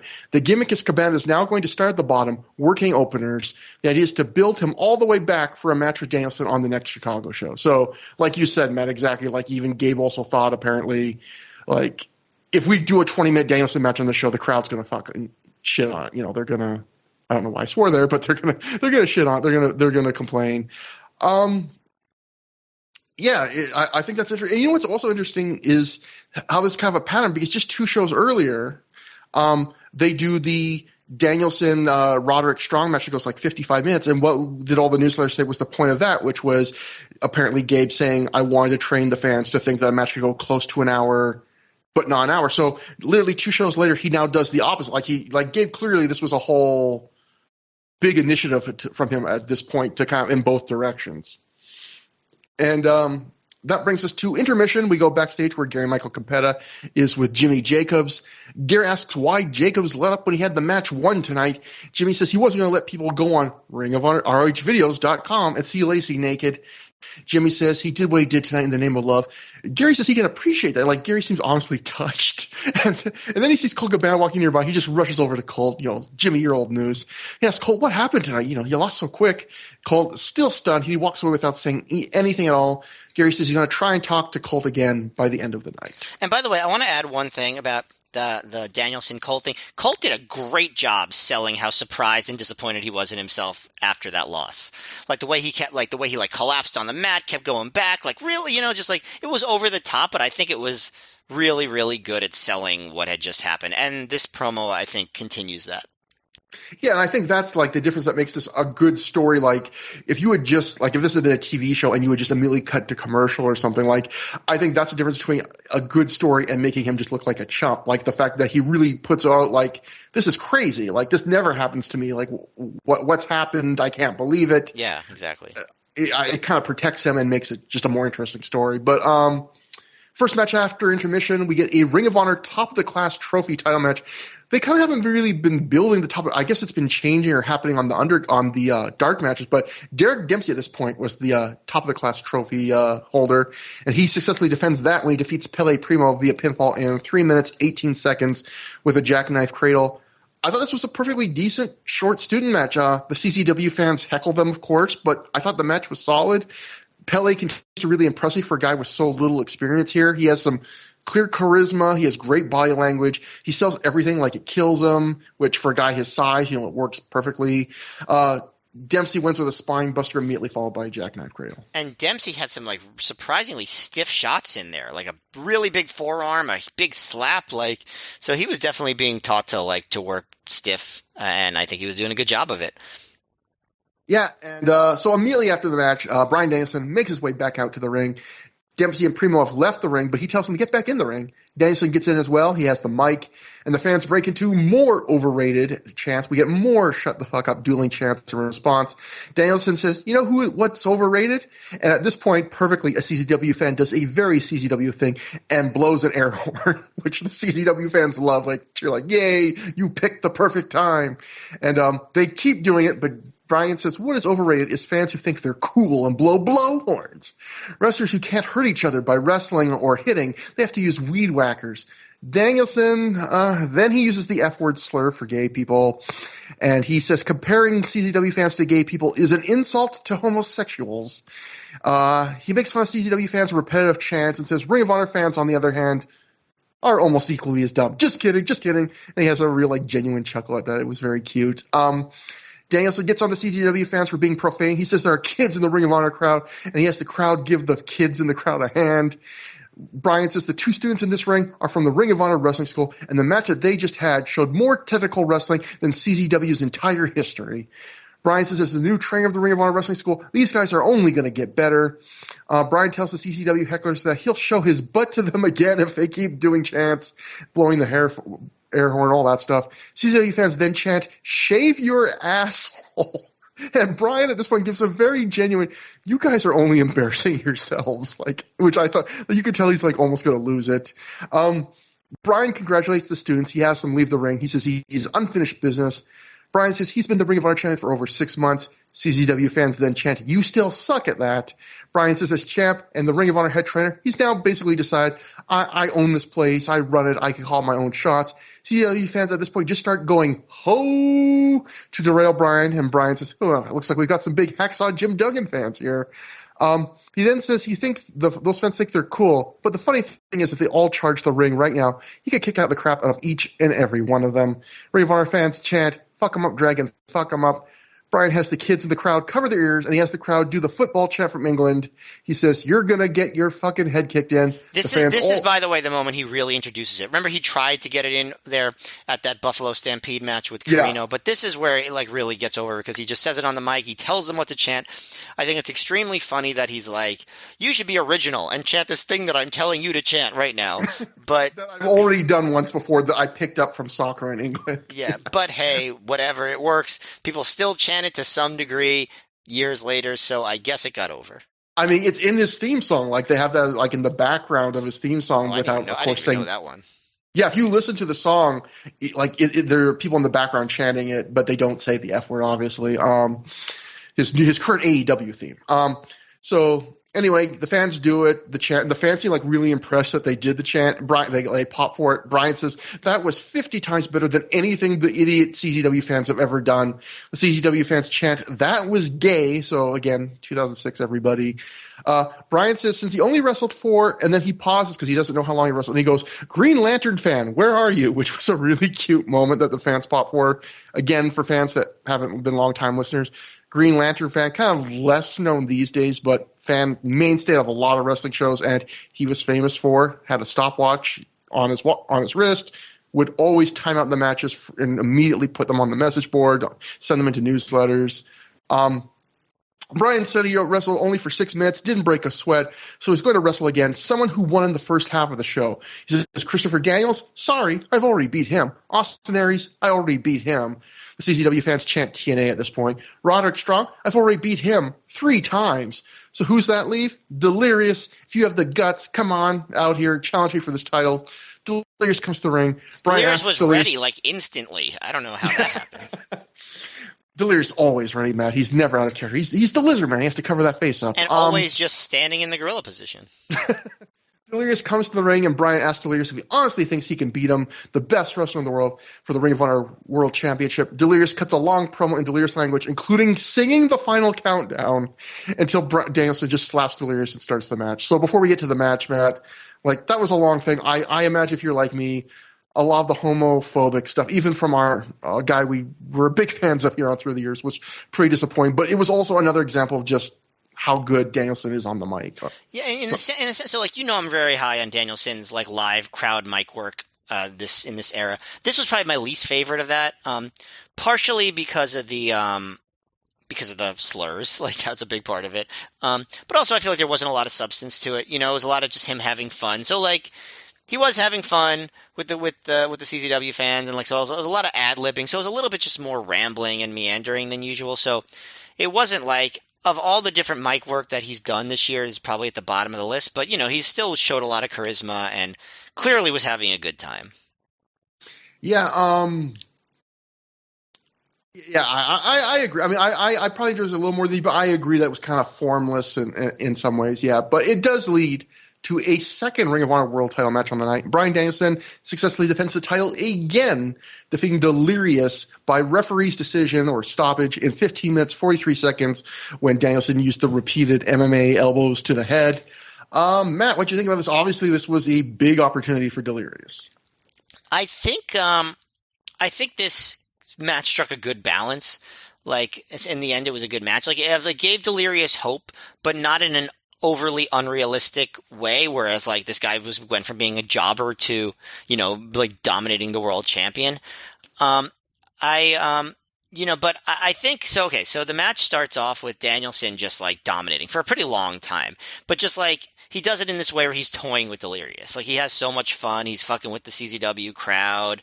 You know, he gets a surfboard on almost immediately, does the bow and arrow, you know, does the curb stomp while preening for the CZW crowd. And Prazak calls Super Dragon after when Danielson does the curve stomp. He calls Super Dragon Stupid Dragon, which is an extremely sick burn. The crowd starts chanting, "This match sucks." Danielson does the Rick Rude hip swivel, and then like snaps back on Delirious's legs. It's basically respond to that by chanting "Ring of Homos" again. This was probably one of the more homophobic episodes we've ever had on through the years in terms of the show we're covering, which think of the ground that covers. So does that mean that CZW fans are even more homophobic than ROH fans, or is it just they bring out the best in each other, man? Yeah, exactly. You know, so it's basically the early part of the match is Danielson, he's playing with Delirious, but it's like a backdrop to him mainly going at it with the CZW fans. He does a particularly vicious abdominal stretch. He's grinding his forearm and elbow against Delirious's face, grabbing the top rope behind the ref's back. But then all of a sudden, Danielson puts up Delirious for a superplex, and Delirious headbutts him off, hits the shadows over hell. So at this point, the crowd doesn't like totally get into Delirious as a potential like threat to Danielson, but they do stop jeering the match, right? There's less heckling. They start getting into it. Like, so, and Delirious, he kind of slumps in the corner. He follows up eventually. He does a drop kick, a panic attack, gets a small package, gets a leaping lariat, but Danielson goes right into the cattle mutilation, and the crowd at this point is starting to cheer him on. He gets his feet to the ropes. Delirious gets an airplane spin, which is not super long, but he does follow up with a punt to Danielson's midsection. Gets the Cobra Stretch backbreaker right into the Cobra Stretch hold, and the crowd pops pretty decently for that one. And Danielson, he makes the ropes relatively quickly, goes to the outside. Delirious then does a tope onto Danielson. So, like, Danielson really took a lot of the match, but Delirious really condenses a lot of his big moves into a short period of time. But then, after the tope, Danielson, he whips Delirious hard into the guardrail, and then he goes airplane spin. He picks up Delirious, and you might predict this. He does a couple of rotations, but then he's just like, he gives the finger to the crowd, and then he just chucks Delirious head first into the ring post, and Delirious blades, and that really becomes the story of the match. Danielson starts tearing at the mask, and by the way, you see the top of Delirious's head and his hair, which suggests that he might not have a lizard face. But, you know, Danielson's being pretty brutal. He's biting Delirious's bloody head, no bridge dragon suplex, cattle mutilation. Crowd actually pops really big when Delirious gets to the rope again. I think they thought that was it. Then Delirious moves out of the way of the diving headbutt. He hits repeated clotheslines, keeps going, gets a superplex, or goes for a superplex, but Danielson escapes at the bottom, gets the belly to back superplex, goes right into the elbows. The ref stops the match. And I don't know when this happened, but by the end of the match, when Delirious is being carried out, it looks like his hand has been sliced open hugely. He's just bleeding like hell from the hand, like way more than from the head. So I don't know what happened to his hand. I guess it must have been on the guardrail, but I don't know. I didn't notice when it happened. But, the blood and like how destroyed Delirious seemed at the end really got the match over as like Danielson, like he like Delirious gave him a little bit of a run, but Danielson is still the ultimate dominant champion. So I think the balance was good. And I think it really does speak well that like the crowd wanted to shit on Danielson for the whole match, but then they got into Delirious. So I think that says good things. So I think this match ended up being pretty successful. So first off, I just want to, you're exactly right. This is from the Ring of Honor Newswire for April 23rd. They wrote in it, Delirious suffered a deep wound on the inside of his hand when he was cut on the corner post of Ring of Honor's new ring. So classic Ring of Honor. It seems like with the new ring signs had all those years ago that were legendarily sharp. Like whenever Ring of Honor gets something new, it's razor sharp apparently. Delirious's head was also lacerated and his mask was torn. So yeah, apparently it was just like you said, like I guess his hand just got cut on the brand new I didn't realize a brand spanking new ring, so I guess probably really sharp edges. But in terms of your review, I like you basically said everything. I agree exactly. I think match of the night so far, very good, but very good as a match. It's not quite competitive enough to be like a great match, but it as entertainment, I think it's great entertainment. I think it's great storyline, like everything you mentioned, like. This match wouldn't work if it wasn't someone on Delirious's place on the card at this point. If this was like a top name, you'd be like, oh, Danielson's eating him up. But with Delirious, he's like an undercard guy that's just starting to get pushed, that fans are really kind of rooting for. He's an underdog, and they treat him like an underdog, where I don't think he gets like significant or maybe any offense till halfway through the match. But like you said, when he does get offense, it's like his big stuff. So you kind of buy into things, and it's enough that you're rooting for him. You don't think he's just like being pathetic or anything. And I was really impressed with Danielson in the sense of those opening few minutes, he's doing almost nothing but crowd interaction, but he's doing it in such a way like while Delirious is in holds and stuff, where it doesn't feel like he's just stopping the match to like do 5 minutes of crowd work. Like he's somehow doing it simultaneously, even though your focus is kind of on the crowd. Yeah, and then, putting it in the hold is the crowd work, which is, it's really clever. Yeah, exactly. And yeah, I think it's a great point too. Like I mentioned earlier, there's a few points on the show where where the CZW fans did kind of forget they were there to hate Ring of Honor. And I think this is the first one, like you correctly point out. In the last half of this match, it's just a really neat match. I mean, I don't know how much they were cheering. I wasn't there. And as you mentioned early in the show, like, the sound system doesn't always pick up things. It can be very location dependent, but this was the first match on the show where the fans, when they were set on heckling it, they seemed to forget to heckle it at like halfway through. They were like, oh, maybe we should just enjoy this. And not coincidentally, probably it's the best match on the show so far. So, when there's a really good wrestling, they forget to hate the wrestling. I just thought that was a really neat magic trick that Danielson and Delirious pulled to kind of get the fans to, especially when, like you were saying earlier, Danielson by far on the show up to this point is the guy this crowd, the CZW fans, want to hate. They want to give the least amount of chance to, and Danielson's the guy that kind of is the first person to kind of break them in that sense. So I think that's really cool. But yeah, so after the match, a pretty bloody Delirious gets helped to the back. Danielson poses in the ring, and in one of the most like strangely heartwarming moments, I think, in Through the Years history thus far, it sounds like a couple of CZW fans try and start a "We Want Hero" chant, and the Ring of Honor fans overwhelmingly respond with a far, far louder "He's our hero" chant for Danielson. Which by the way, I think I thought this at the time. Isn't that kind of a pathetic chant? I think it's pathetic, but in the context, I also think it's kind of sweet. I mean, especially when it's I think it was in response to someone trying to start "We Want Hero" chant. And, it's kind of like a nice double play. He's our hero. He's our Chris Hero. He's our hero. But, yeah, is it kind of dorky? Yes. But, Matt, let me put this hypothesis to you, Matt. I think everything about pro wrestling is dorky. Yes.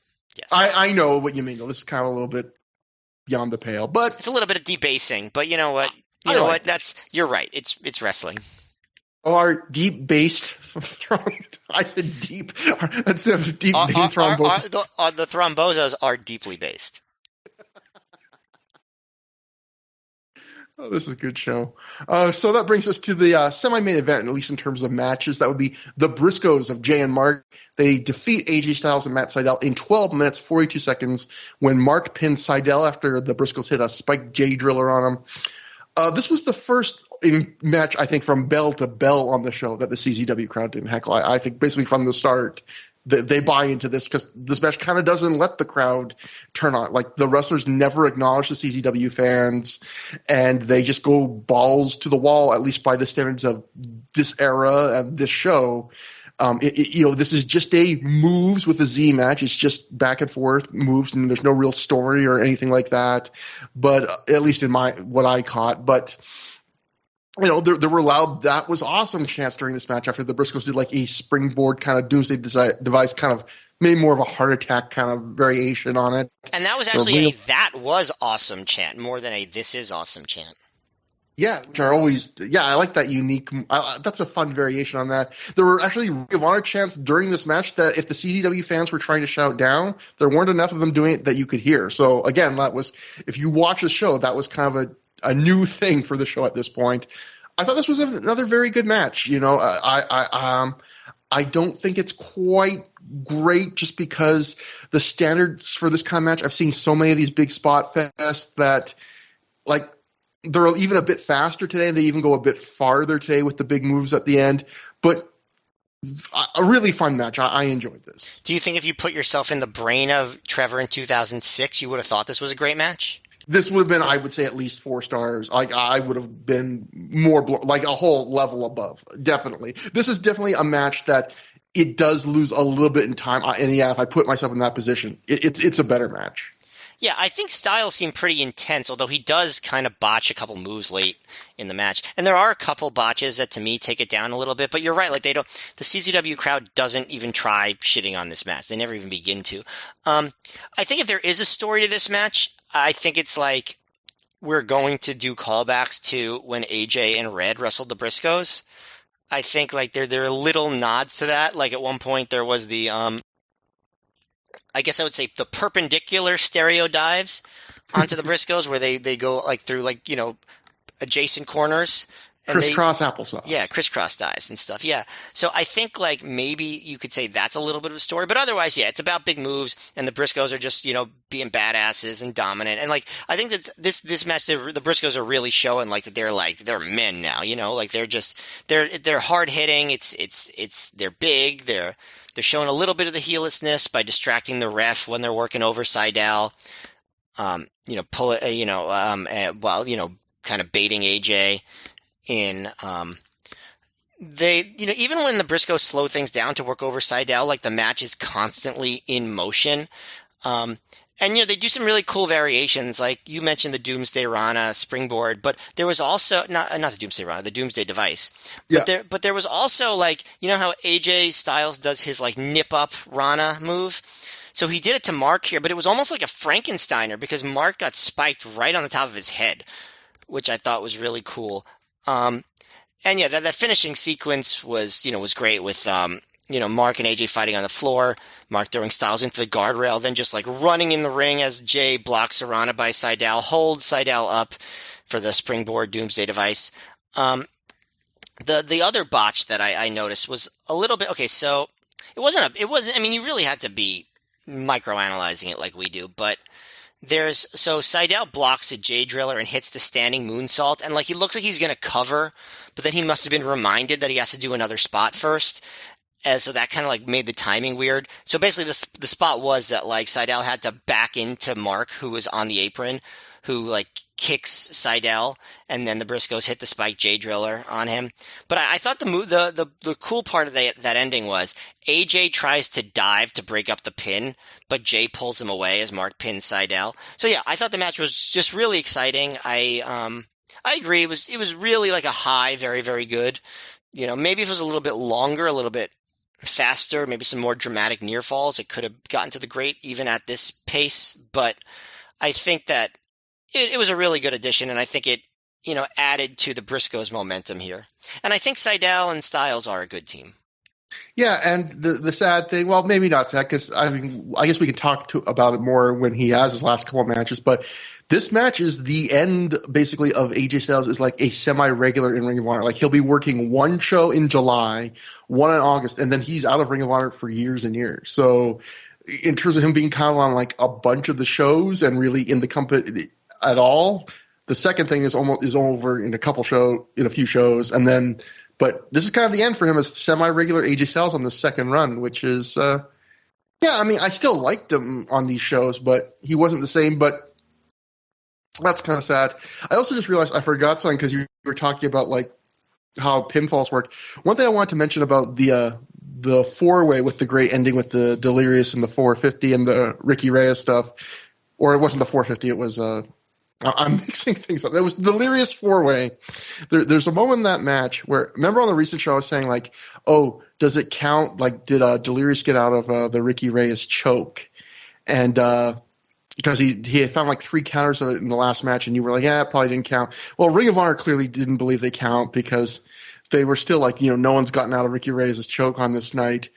And then I realized something that I wanted to ask you, so I'm glad I can bring it up now, and I didn't forget, which is, so the end of that thing is like Roderick Strong gets to the ropes when Ricky has him in the choke, and the unbreakable Dragon Sleeper, just like Delirious did the earlier show. And I just want to say, like, if something is unbreakable, but you can just get to the ropes and someone has to break it, like, is that technically unbreakable? Or also, if it is still technically unbreakable, does that even matter then? Like, if I can grab the ropes, if that's not an impossibility, the idea of, oh, you can't get out of this move, it's like, well, I can scoop my butt to the ropes. Like I don't know. For something you've been watching that match, it just kind of hit me. It's more just like a badge of honor. Like if you were able to actually like break it, that's like a mark in your favor.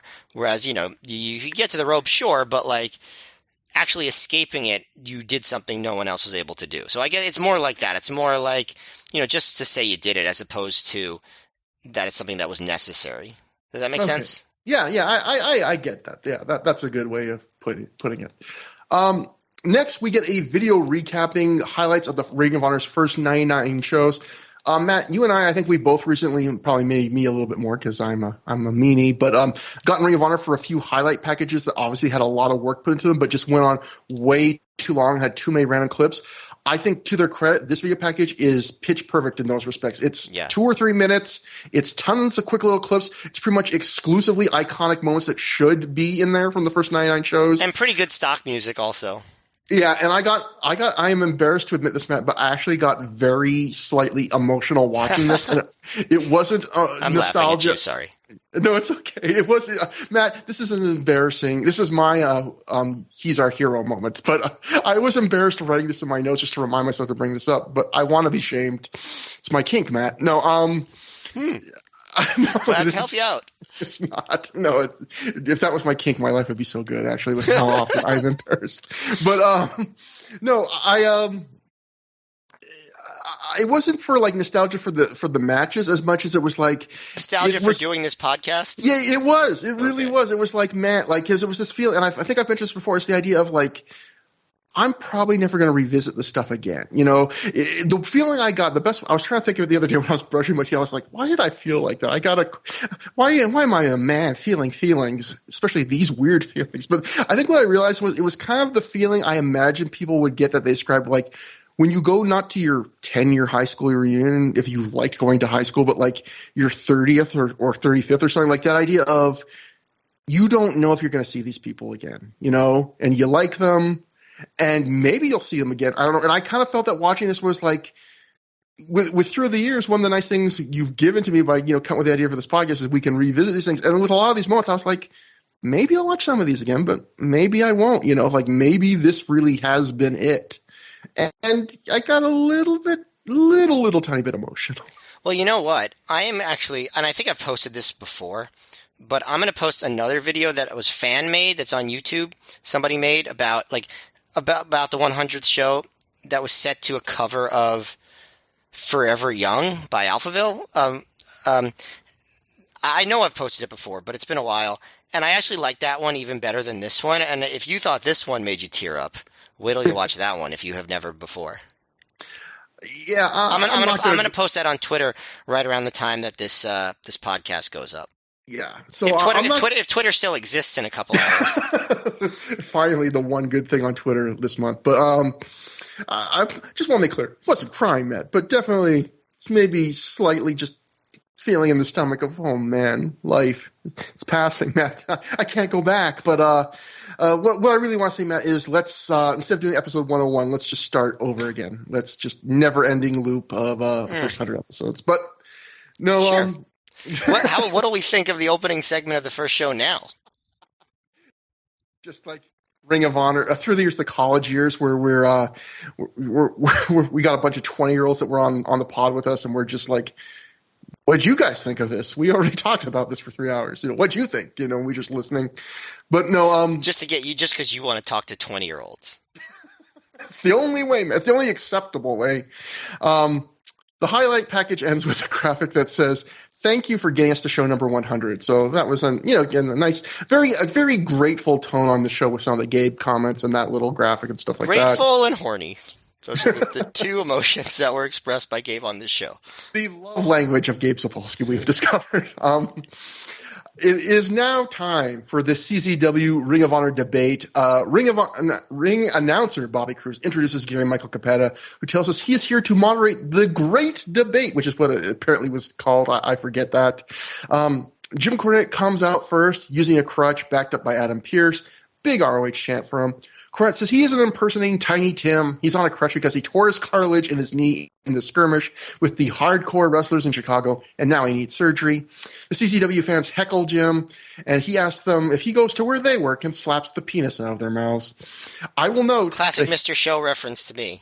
I will note that Jim, that's not me censoring the word dick or cock. Jim went clinical and said penis, so I like with how profane he is in this coming segment. He went penis there. He should have gone Freudian and called it a phallus.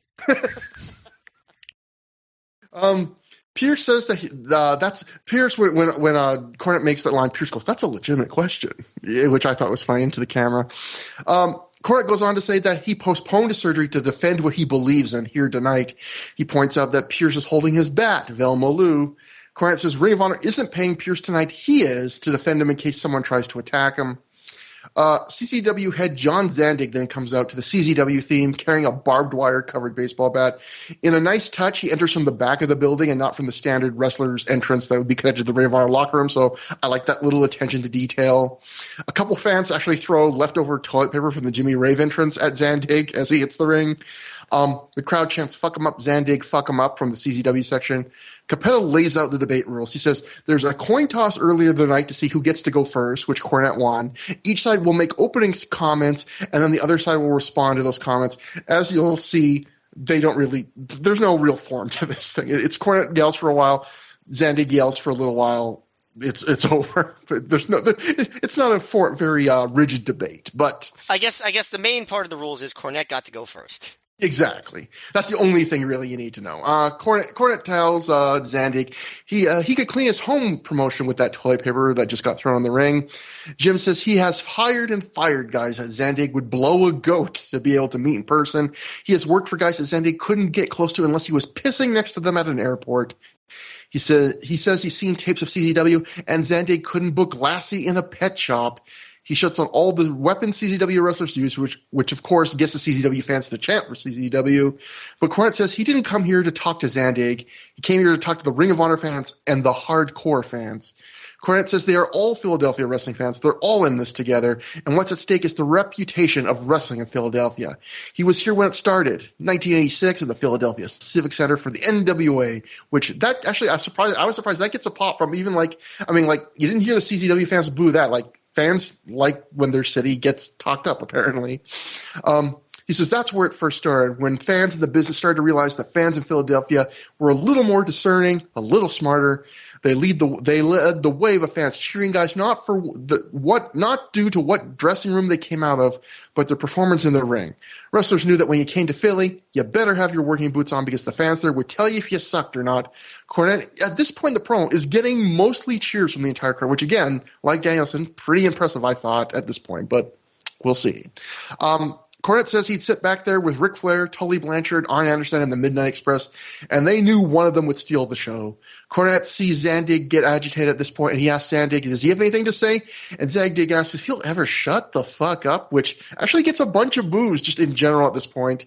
Cornette says he ain't done yet. He fast forwards to 1996 at ECW. That gets a big ECW chant. Zandig claps. He says, yeah, they were innovators, but like in a really kind of smug way. Cornette says Zandig couldn't innovate a fart if he ate beans for dinner. Zandig puts his bat in Cornette's face, and things get kind of testy at this point.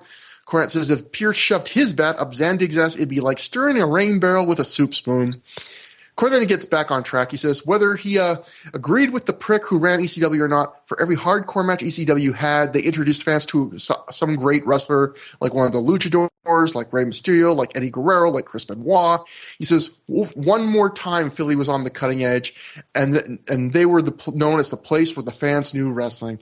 He says 10 years later, it's 2006, and Philly's on, again, the cutting edge of the revolution, but this time the revolution's Ring of Honor. Zandig says Cornette is talking about the past, who he pissed with, who he jerked off with. It's 2006. It's CZW's time. Again, he's getting boos at this point. Cornette says he's getting booed from the ROH contingent. Yeah, I will say the CZW contingent is not like kind of the Danielson match. Maybe they're not totally for Cornette at this point, but their enthusiasm to boo him is kind of lowered, I would say, up to this point.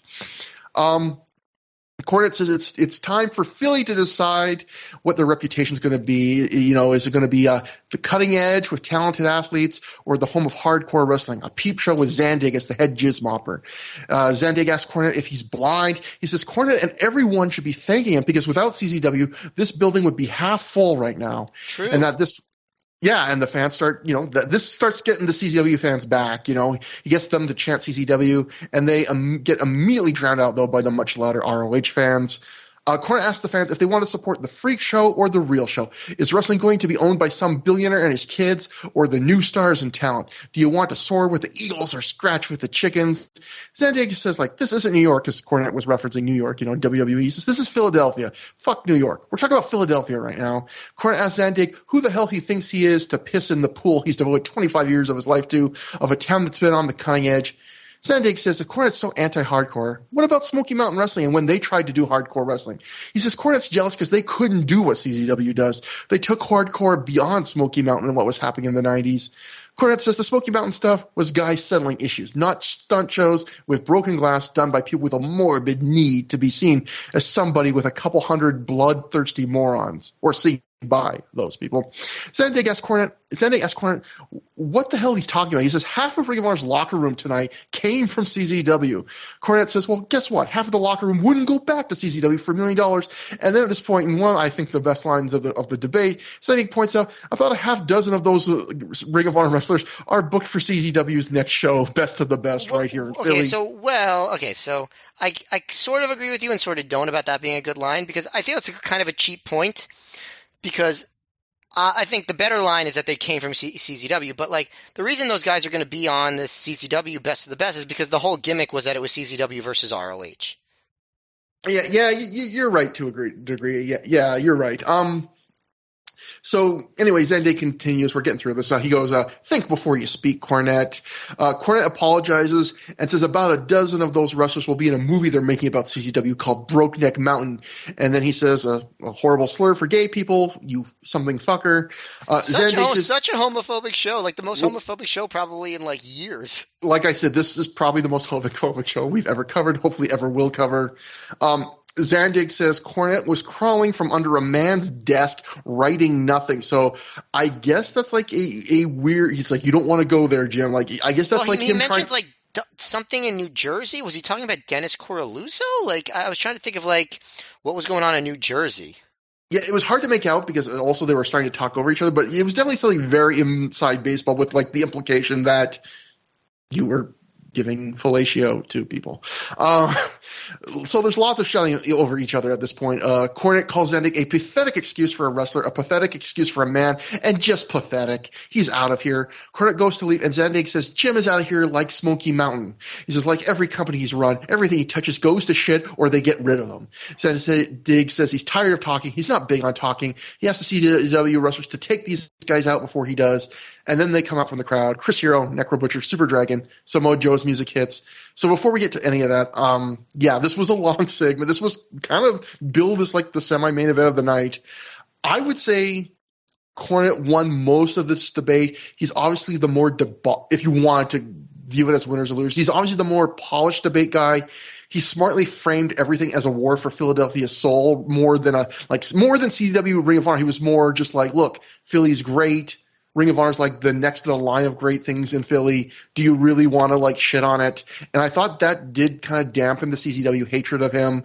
But then the fans, if those fans were shouting him down, I thought by that point, they were kind of drowned out at the very least. But then those final minutes, I thought Zandig started landing punches, and it was like I was saying, it was all because of something we've talked about a lot, which is unforced errors by Cornette.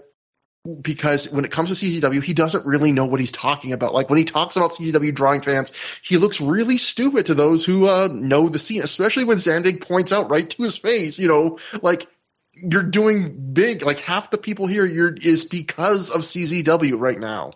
Like, so you talk about how we never draw anyone. Like, it makes Cornette look really bad. And then, when Cornette talks about CZW shows as pathetic freak shows, and Zandig correctly points out many of them works in CZW.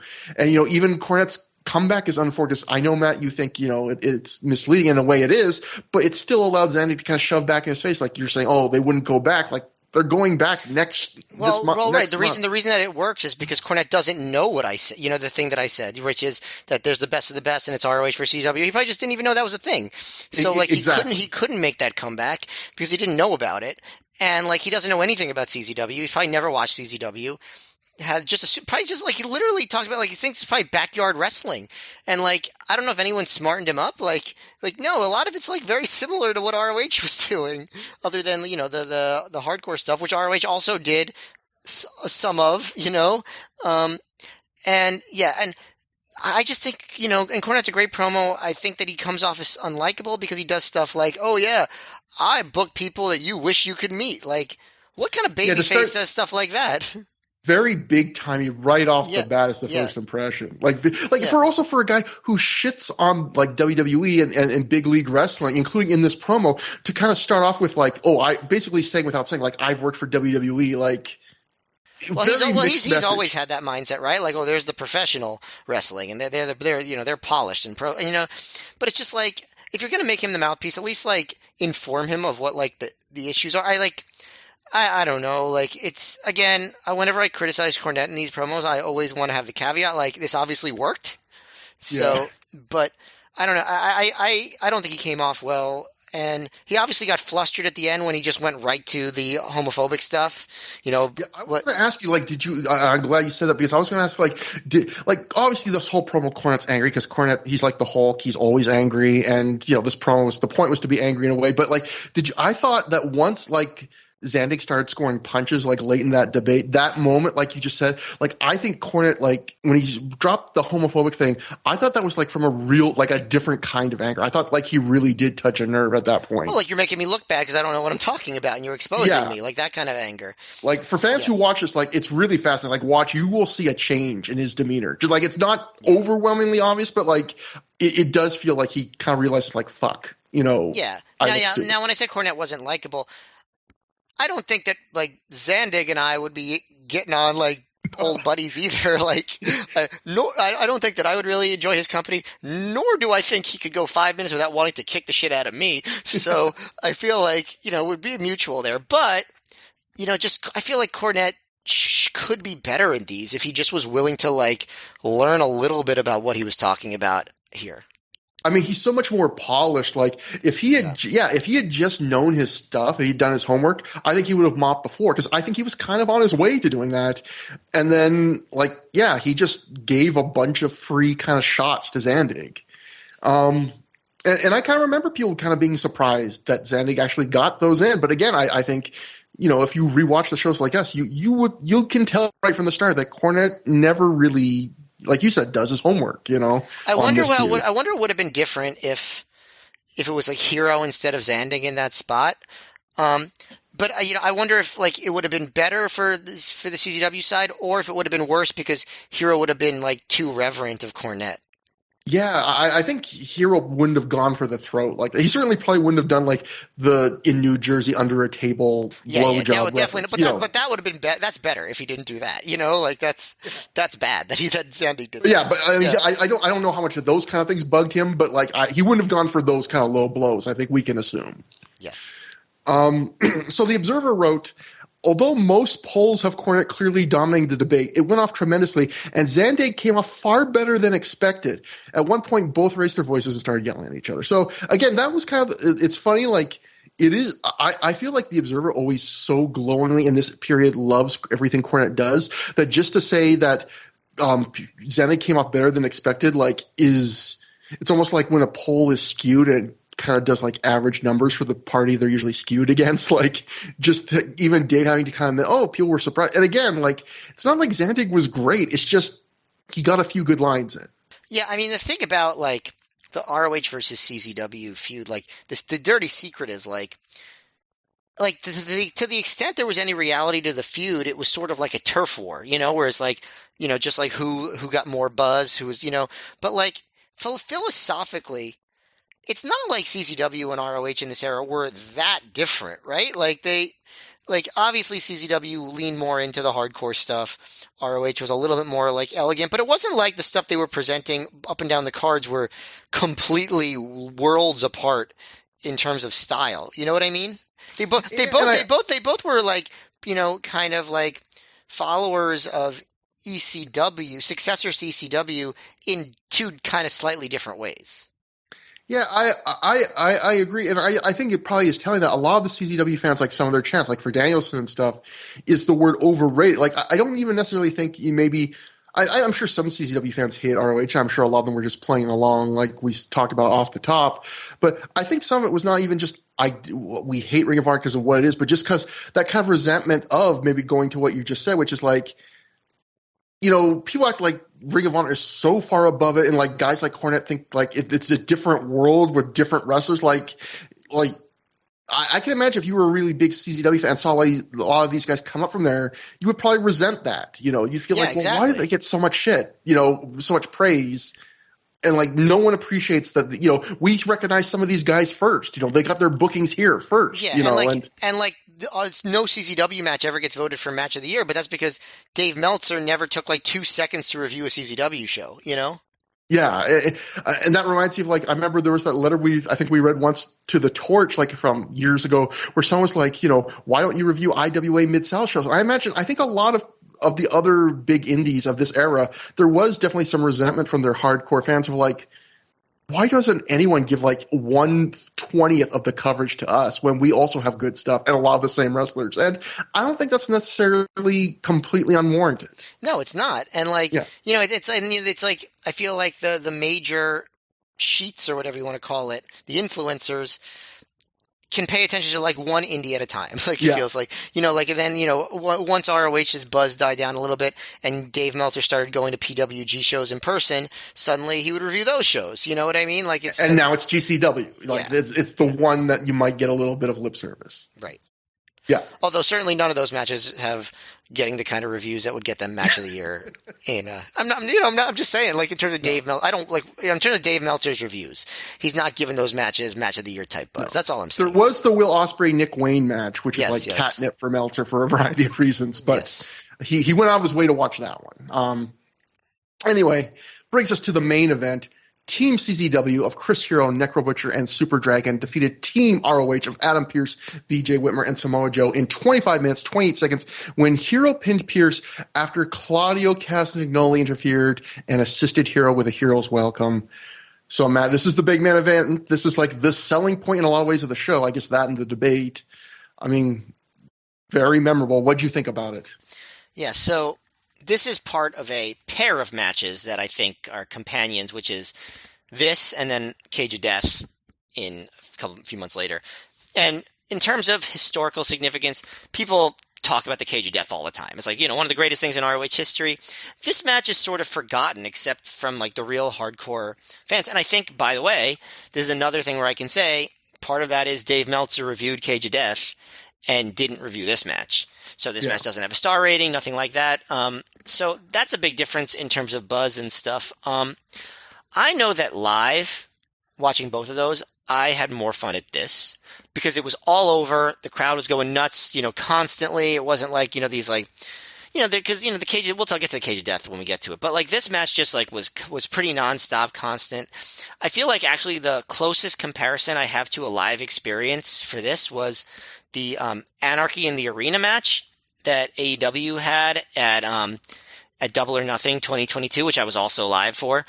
And I feel like these matches are fairly similar. I wish this match had music playing during half of it, but so live theme would have been great. Yeah, live this match was an absolute blast.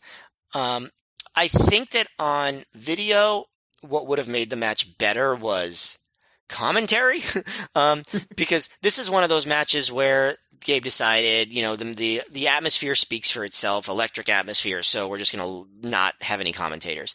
And I think that worked for Joe versus Kobashi because it was very simple and, just like very easy to follow. I think it worked for the last few minutes of the Dragon Gate 6-man. I don't think it works here. There's just too much to talk about. There's too much setup. There's too much story. There's too much wandering to where you notice it more when there's nobody talking. They don't even pre-announce that it's not going to have commentary. Like every other time they'll say, "Oh, we're," often they even announce the first minute and they'll go, "Oh, well, actually speak for yourself." They don't even, like, after the last match, they're just gone.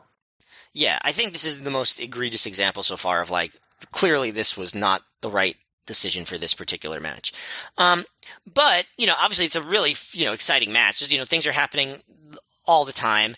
I think this match, it doesn't exactly have a really super logical flow. It kind of goes from one thing to another.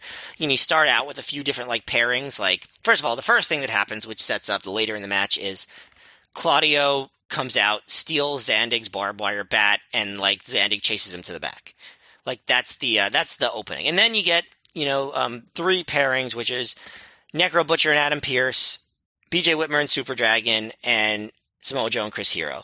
And Samoa Joe does a lot of his big moves right off the bat. He does the big kick, he does the senton, the elbow suicida, does the ole ole kick, sending Hero into the front row. One point very early in the match, as Necro is hitting Pierce with chairs and vice versa, something happens to Adam Pearce's head where he gets this huge gash, and it happens like very, very early, very, very early on in the match, where he's bleeding profusely from the side of the head, clearly hard way, and we'll definitely get a good shot of why later on. But so that's a major event in the match. But there's a lot of really hard chair shots to the head from Necro and Pierce early, and I'm just thinking, like, man, taking hard chair shots to the head is one thing, but doing it at the beginning of a 25-minute brawl, like, could you imagine, like, the headache that you have and then just, like, having to do a whole thing for 25 minutes after that? Well, also, like, what if it goes wrong? Like, what if it ever goes wrong, right? Exactly, but especially, like, knowing how wrestlers love to work through stuff. Like, if I was doing something dangerous, I would at least kind of comfort myself by the idea, like, if it comes at the end, if it goes wrong, like, this will all be over soon. If knowing, like, oh, if this hurts really bad or makes me woozy, I'm going to probably just gut it out for 25 more minutes of this. It's crazy. Yeah. I mean, but that's what Pierce did, right? Yeah. He had this giant gash in the side of his head for literally the entire match. And it's crazy. But yeah, so they have this pairing, like, this pairing off, and Joe and BJ at one point do a double team where they suplex Super Dragon onto a pile of chairs in the crowd. I will say this, during the crowd brawling sections, BJ did his little, like, double arms pose just a little too often. I'm like, all right, stop doing that pose. But I guess what the reason is, because while he's doing his brawls, he sort of has to buy time for the other spots to happen in the other sections of the building. So I guess he's just like, what am I going to do right now? Oh, I'll pose, and the crowd will cheer. So I guess it works. When we do finally get Joe and Necro pairing off with the stiff strikes and the headbutts, the crowd obviously loves that.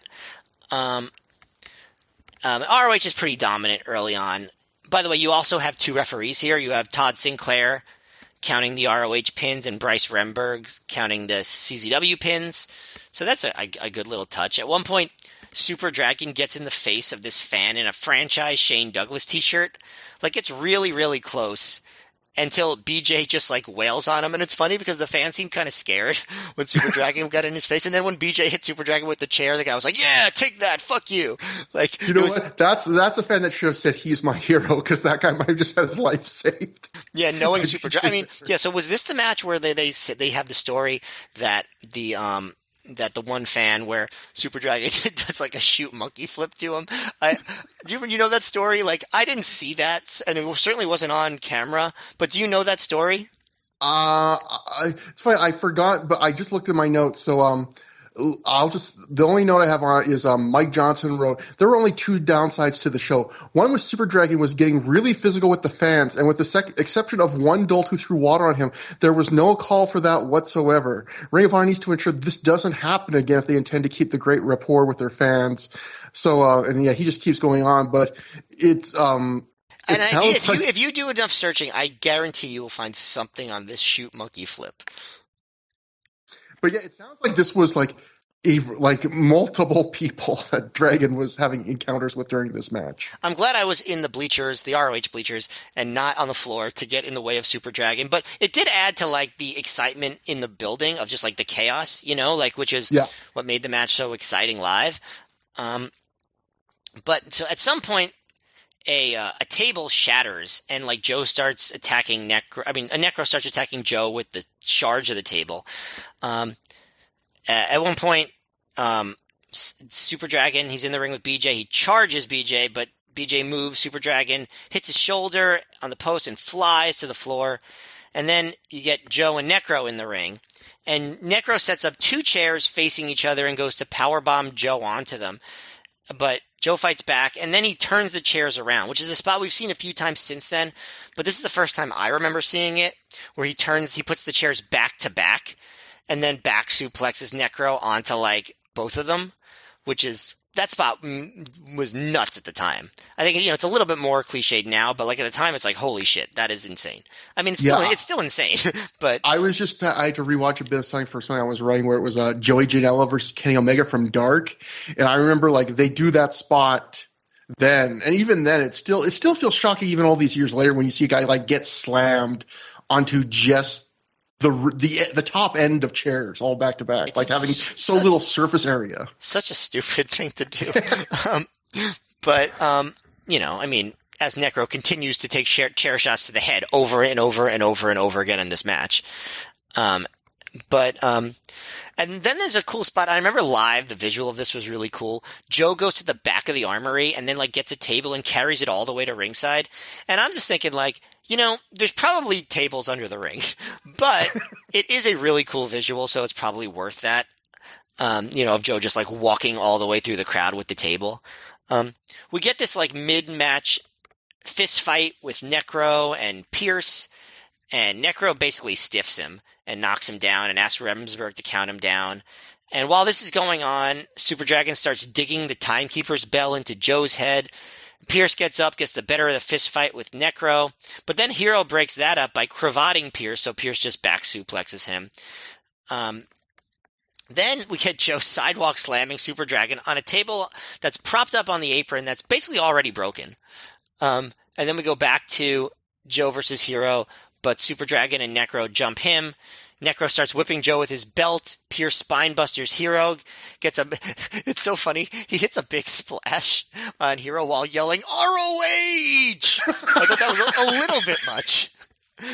Just a little bit. But Super Dragon breaks that up with the top rope double stomp, and then he hits the curb stomp, the real curb stomp on Pierce, not before giving the crowd the middle finger. And then Whitmer comes in, clothesline Super Dragon, who does the flip bump, exploders him onto a chair. Great near fall there. Probably the best near fall so far in the match. Then Necro, he basically Pillmanizes BJ Whitmer's head into the chair, hits that chair with another chair, which just had to feel terrible. Then Pierce gives Necro another chair shot to the head. Super Dragon chucks a chair to the floor onto Pierce's head. I feel like I should rewatch this and just count the amount of chair shots to the head that we just get on camera, because I'm sure there's plenty more that we don't. Super Dragon then puts Whitmer's head in the chair, which is like sitting up, and he comes off the top rope with a double stomp to the chair, to BJ's head. Just terrible. Like the headshots in this match, it's insane. And, BJ kicks out, another big pop.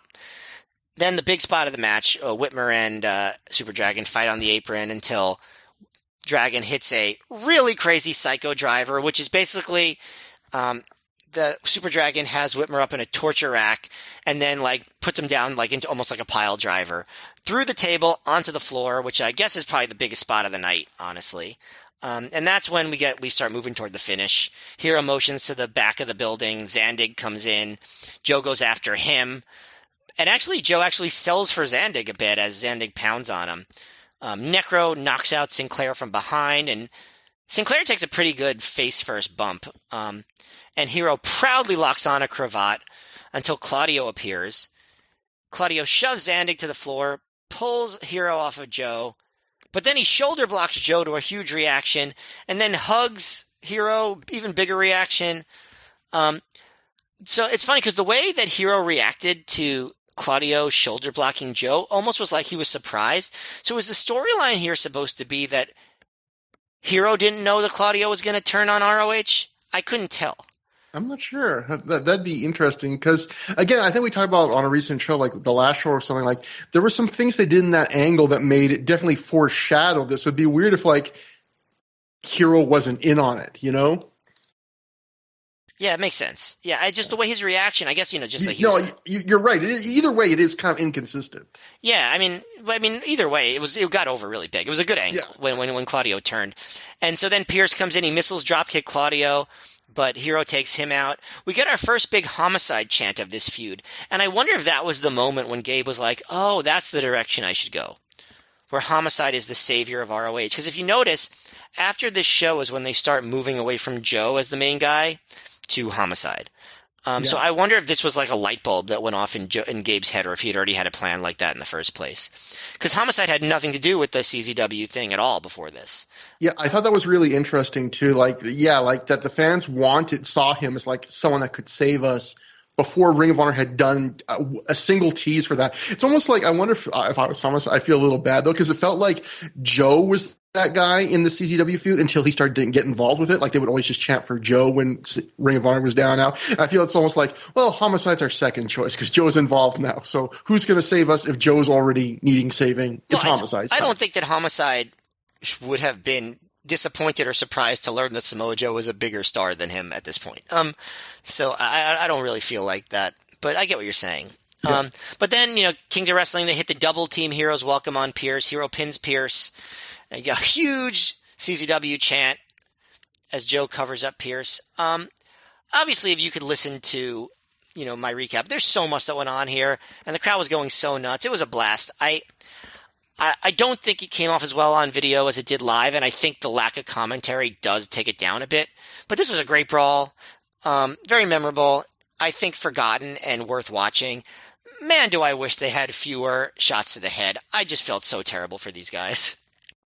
Yeah, so as someone who's only ever seen this on video, who wasn't lucky enough to be there live, I can say this is a great match. It's clearly the match of the show. I think the one thing I would say to start off with, I think like a lot of the matches in the CZW Ring of Honor feud, it probably does lose a little something if you're not fully invested in this. I could see some fans who have come into this with no context, just think, oh, that's a pretty good garbage brawl, but I think if you're invested in the story with a twist at the end and just knowing how this has been built up for shows and knowing, it's like the big Joe, like I love Joe in this match. But anyway, commentary would have ameliorated that problem that you're describing, though.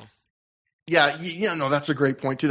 Yeah, exactly. I think one thing that's really good about this match is it kind of escapes some of the pitfalls that Ring of Honor brawls can have. Like first, it rarely goes deep into the crowd, at least in terms of the video we're shown.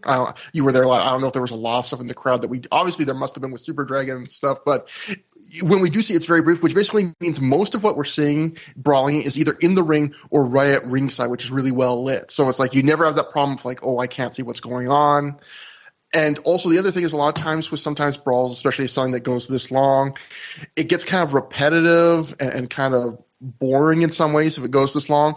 But because this match is just constantly cutting to somewhere else, to somebody else, even though it's still the action bores on a little repetitive, a little bit like all the billion chair shots, like you never really get bored because it's always something new. It's always at least a different location, at least different wrestlers. Do you see why I compared it to Anarchy in the Arena? Yeah, exactly. It's kind of like the Brawl for our modern short attention span time. Like you're always getting something new. You're never like in one place. So yeah, it's a match that's like, we're not going to give you time to be bored. So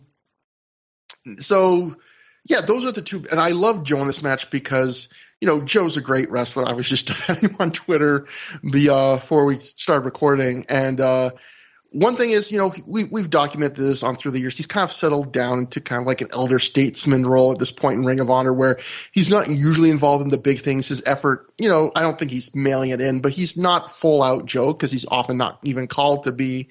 But this match, I felt like was, since it like Joe versus Kobashi, the most important he's felt like in this match, particularly in the first opening 10 minutes or something, like he feels like the most important guy in Ring of Honor. I just love it. Yeah, I don't think Joe was holding back at all. He didn't take all the chair shots everyone else did, but I don't think he would have anyway.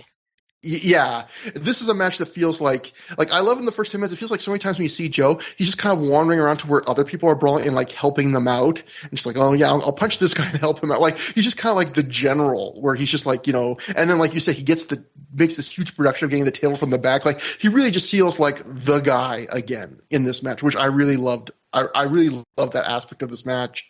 And yeah, it's just a lot of fun. I completely agree. I'm on that wagon all the time, even more than you, because I know sometimes you've enjoyed it, but just the no commentary thing, I agree. This is like the worst one that they've done in terms of, you really could have used someone breaking some things down. I thought they were also smartly kind of set up the match. The turn works, but also I know they were really trying hard to make BJ a thing, and this was probably like his career peak in some respects. And I thought the way of, this match is a brawl and it's entertaining, but they really saved those two big kind of like show stealing spots of the match for him and Super Dragon, which I thought, I don't know if that was a conscious thing, but like, BJ explores Super Dragon on the open chair, like you said, and then BJ takes the top rope psycho driver, with his head on the seat of a chair, off the top rope. And then he also, I think, he takes the top rope double stomp with his head on an open chair. Like he very much has like the Tommy Dreamer ECW booking at this point, where between this and the Arena Warfare show, where it's like, we're just going to like destroy this guy so much that you're going to respect and love him. Like, and it worked. He's just, yeah, exactly. For this era, at least it worked. Yeah. And, I imagine his ankle was probably still completely screwed up too. This is the first show he worked after the triple shot, where he broke his ankle on night one and couldn't wrestle the other two nights. So yeah, I guess he never really has to do like running the ropes or anything in this match. Yeah, a crowd brawl is probably the easiest way to come back. I still bet it sucked to just walk on that thing. Yeah. But and yeah, I also want to shout Adam Pearce, because he's a real gamer here to, as you mentioned, to work with a really gross gash and just taking abuse and all the chair shots and even just necro butcher's punches. Like I don't know how much Adam Pearce was ever dabbled in this stuff before he got to Ring of Honor, but like I do respect him for, he comes in as like this old school throwback, and within a few months, like he's just thrown into a lot of these kinds of things, and he's a gamer for it. So good for him in that sense. Chris Hero probably does the least in this match, but I do like that he kind of picks and chooses his spots. He's kind of like just the seasoning on the match. Like sometimes when you see him, he's either just gloating or looking terrified if things are going bad for him. Like really, the most he does in this match is just react to things, which I actually enjoyed. Yeah. So I guess the last thing I want to say, and I think I've touched on this before, is I think the genius of the booking of this match, like the Arena Warfare, is it feels like this monumental win for CZW, but when you actually step back and see like what did they gain, they won a random 6-man tag, and I think it was Adam Pearce taking the fall, right? Yeah. And they only win after interference. So it's like, but yet because it's the 100th show and the atmosphere and it's all been built to this and it's the main event of the 100th show, it feels like, oh man, this is a huge black guy for Ring of Honor. But when you actually said it, just like Arena Warfare, it's like, well, they didn't really like lose a dramatic match in a very humbling, we're going to put you over type way. And I don't know how much of that was conscious on Gabe's part or not, but I think he kind of gets to have his cake and eat it too with these. Yeah, I mean, although on the other hand, like that's wrestling, right? That's like how heels win. Like how many times in like history of wrestling does a heel win like a big decisive, feud ender, So like, so the heels win because the feud has to continue, right? Yeah. So that's how it goes. And like, you could say, only the CZW crowd is only heels to the ROH fans, but also Hero is clearly acting like a heel no matter what perspective you're looking at, Yeah. I would also say, though, kind of echoing your point about, people don't remember this much as nearly as much as the Death Before Dishonor cage match. Like, they do more, I think, on the next show, another one of these big brawls with people, and it's probably not as good. We'll have to rewatch it. Well, there's no Joe in it, which is a big difference. Yeah, but people don't remember that as much, I think, also just because, again, it's that magic of, it's the 100th show, Yeah, yes, it just exactly. feels more important, even though it's just another tag. It's also It's also the first ROH versus CZW official like big brawl. Yeah, like that's an actual match. That's another element too. Yeah, so that was really good. I'm just looking at Pierce at one point says, "You ain't shit" to Necro, so I thought that was was right before he gets the crap beat out of him. There was a part, like, this match was really brutal. I forget if you mentioned this, but there's a point where Necro takes a shard of a broken table. There's still like a piece of like the metal support stuck to it, and he just throws it and hits Joe right in the head with it. Like, Joe didn't take a chair shot. I was like, man, you are going for, if you're throwing that at Joe, you're taking your life into your own hands. He also put it near Joe's neck at one point. Yeah, just okay, I was looking at my notes. This is a funny moment. Pierce suplexes Necro, and Necro takes off his belt, like you said, and whips Joe with it. And did you hear a fan says at this point, "Please don't let him take his please don't let his pants come off." The fan says, "You can." I thought that was good. There was also a dueling Super Dragon chant, which was like, again, another online nickname for people that did not like Super Dragon, as he had a little bit of pudge in his midsection at this point. They would call him Supper Dragon. But yeah, overall, I think this was just a match where like the booking and the action really came together. But so some notes. One interesting note, Matt. This is from the Observer. Dave wrote, Necro Butcher pulled himself off a Pro Wrestling Unplugged show in Philadelphia that afternoon because CZW owner Zandig threatened to pull him out of the feud if he worked the shot. So I love that this was like a bargaining chip for Zandig. Like, if you work for our competitors, like, you're not going to get to play with the Ring of Honor boys, which honestly, he made the right choice because this turns out to be a big deal for Necro.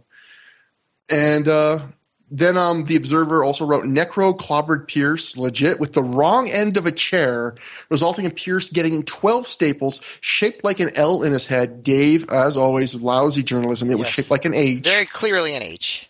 Yeah.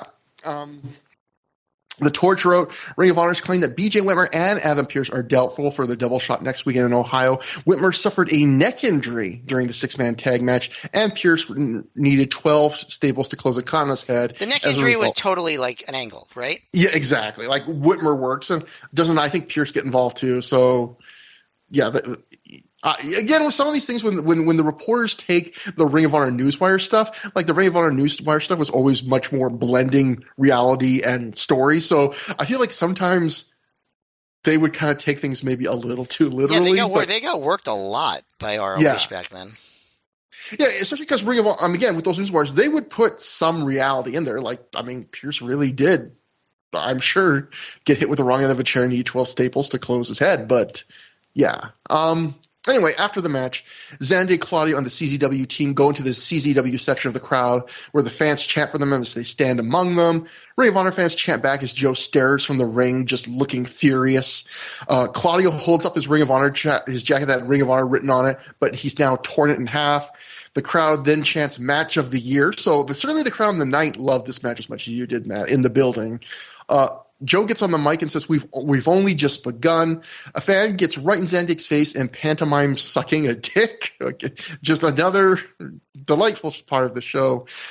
Joe says, do the CZW fans a favor and hit their music because that's the last time they're ever going to hear it here, which is just like a very classic Samoa Joe, like badass kind of line. I also really like that Claudio took that rhinestone ROH jacket and tore it up and held up the torn one on the bleachers. I thought that was a really cool visual. Yeah, there's a lot of really cool visuals on the show. And just also in the bleachers, again, with that sign that's been spray painted, and now he's holding up the torn up ROH shirt. Like, they're defaming and defacing Ring of Honor every way they can. So CZW's team then does start. Everyone's attending to be Jay Whitmer, who is still selling on the floor from the Psycho Driver through the table. He's clutching his neck, selling that very legitimate injury, obviously. For all I know, it was legitimate. Who knows? But he probably didn't feel good on his neck. Yeah. Zandig poses. We actually see Zandig. He's actually posing for photos with CZW fans, which I thought was kind of funny. That was a great touch, honestly. Like he's in a good mood now. Yeah. And Whitmer is being carried to the back on a table. Next, we go backstage where Gary Michael Capetta is again joined by Colt Cabana. Colt is anguished. He says he owes the fans an apology for tonight, only going 4 minutes when the fans expected 30, a match they'd remember. He says after 8 long months of fighting for his life, of punching, of fighting, of grueling and brawling. I like that he just says of grueling and then moves on. He was eating a lot of gruel, Matt. He goes of grueling, of brawling with Homicide. Colt wonders if he just forgot how to wrestle. He says he has to work his way back up from the bottom. If he has to do that, including beating each and every one of those Dempseys, he says that's fine with him. Well, he also says during this promo, like, wrestling is an art, and maybe he just forgot how to do it. Like, he forgot the art of wrestling. All sorts of Easter eggs here. He knew podcasts when they were just a nascent, just starting off, Matt. Right. He goes, that's fine with him. If he has to start from the bottom again. Colt says he'll fight Danielson again one day, and he'll take the belt back to Chicago where it belongs. So again, clearly they already have this whole storyline set. They're foreshadowing it immediately after this. We next get a shot of someone cleaning the blood from Adam Pearce's head, and we see the side of his head has a disgusting H-shaped gash in the side. One of the grossest cuts I've ever seen in professional wrestling. And that is the 100th show, Matt. That is our 100th show. What a crazy show. I will say this show is unique in the sense of it's the rare Ring of Honor show I would recommend, not for the wrestling. Not that the main event isn't great, and not that the AJ Seidel Briscoe tag isn't very good, or the Delirious thing, but I feel like so much of the draw on this show, more than the wrestling, is all the storylines, and I felt like this was a show that it really hit home to me. Like, we are now in the era of Ring of Honor where the characters are not maybe as big a draw as the wrestling, but this is, I think, the first time in Ring of Honor history where the characters and the stories are a significant part of the draw. Even just on the undercard, the Jimmy Jacobs stuff, Delirious, all of that stuff, the crowd participation with Jimmy Ray. We've really gotten to the point where a lot of the fun of going to a Ring of Honor show at this time, I think, is just the characters. Yeah, I mean, so now that we're at the end of the Milestone series, I think we can very clearly say it lives up to its reputation. It is a stellar collection of shows. I don't think that this one could touch the last 4 in terms of wrestling quality, which they were just on another level. But and certainly I found that a lot of the homophobic elements just left a bad taste in my mouth. But I'd say this might be the best booked ROH show ever. Just so many really great booking ideas. I think, even though the Claudio angle, you could say, was kind of telegraphed, it came off super well. The CZW win, worked on so many levels, both in CZW's favor and in ROH's, like you mentioned. I think the Delirious thing got over really well, especially considering it was probably a last-minute audible after Davey Richards got hurt, right? Yeah. I think that the Cabana loss, I think, was really good booking. I thought that the Jimmy Jacobs thing was clever. I think this was just such a well-booked show. To me, it really just highlights just what a really disciplined and clever and thoughtful booker Gabe was when he was at his best. I'd say this is Gabe Sapolsky's booking at its best. So, I mean, I think that's a good reason to recommend it on its own. So it's interesting. You have the best wrestling shows in ROH history in the Midwest, and to a lesser extent New York the week before. And then you kind of follow up with the best, one of the best angle-driven shows in ROH history. So, it really goes to show you why this era of ROH was so well remembered. Yeah, and I completely agree. I think the Gabe thing is a great point because I don't know if this has changed. I think I heard this quite a while ago, but I think I've heard somewhere, maybe Gabe himself said this somewhere, that like the CZW feud, it's one of Gabe's proudest things he's ever done in wrestling. I think actually Chris Hero on that podcast we referenced quite a while ago on the Hell Freezes Over show. I think he referenced there that I think he said that Gabe has said that that's like one of the proudest things in his wrestling career. Maybe that might have been it, but like, you see shows like this and, Death Before Dishonor this year, which we'll get to, like, I think it is some of Gabe's best booking. So I think it's not just that successful. I think, like, if I was in his position, I'd be like, this is stuff that would go on my resume. Like, this is some of my best work if I was him. So some of the best work of any wrestling booker in the past 20 years at least. Yeah, like he just. I mean, seriously, when you think of the pantheon of great angles from this century, that's definitely one of them. Well, I also think one big thing about it, too, was, and this show is a big part of that, is this is something like, I remember Dave, like, he wouldn't always talk about Ring of Honor, but he would cover the big things. And I remember he would rave about this at the time. I mean, we mentioned a little bit of the coverage of it off the top, like that this was an interpromotional angle done right. And I think one thing that made this look even better is we weren't that far removed from the invasion, like the WWE, WCW invasion. And so I think that it was like people were so, I think, hungry for an interpromotional storyline that actually has a good beginning, middle, and end, and no one's like too worried about like giving up a win to the other side. Like, I think it almost makes him look better by having that kind of really bad comparison point not that far in the past. Yeah, and I think we'll really be able to highlight it when we get to Death Before Dishonor, like, one of the things that made this angle work is that it does not overstay its welcome. Like, if anything, you could argue it could have gone even a little bit longer, but I think the fact that it started, it had dramatic ups and downs, and it ended is a really good mark in its favor. Yeah, so I think, again, maybe if you don't really love the CZW, you'll lose a little bit, but the atmosphere is like nothing else, and I think no matter what, this is a really big recommended show. So that is the show. For plugs, through the years at gmail.com, THROH for through is how you can get in contact with us. I should just mention, I recorded this in a different room and bought a brand new microphone. So if for some reason it doesn't sound as good or sounds better, if it's at a noticeable difference in some way that bothers you or delights you, let us know. Because if I get a bunch of people saying, oh, I heard like a baby crying or something somewhere down the street, I will change things up, but hopefully it worked out well. Our Twitter is at Trevor Game and at Mayor MGF. I mean, as long as Twitter, who knows how long that will last, Matt.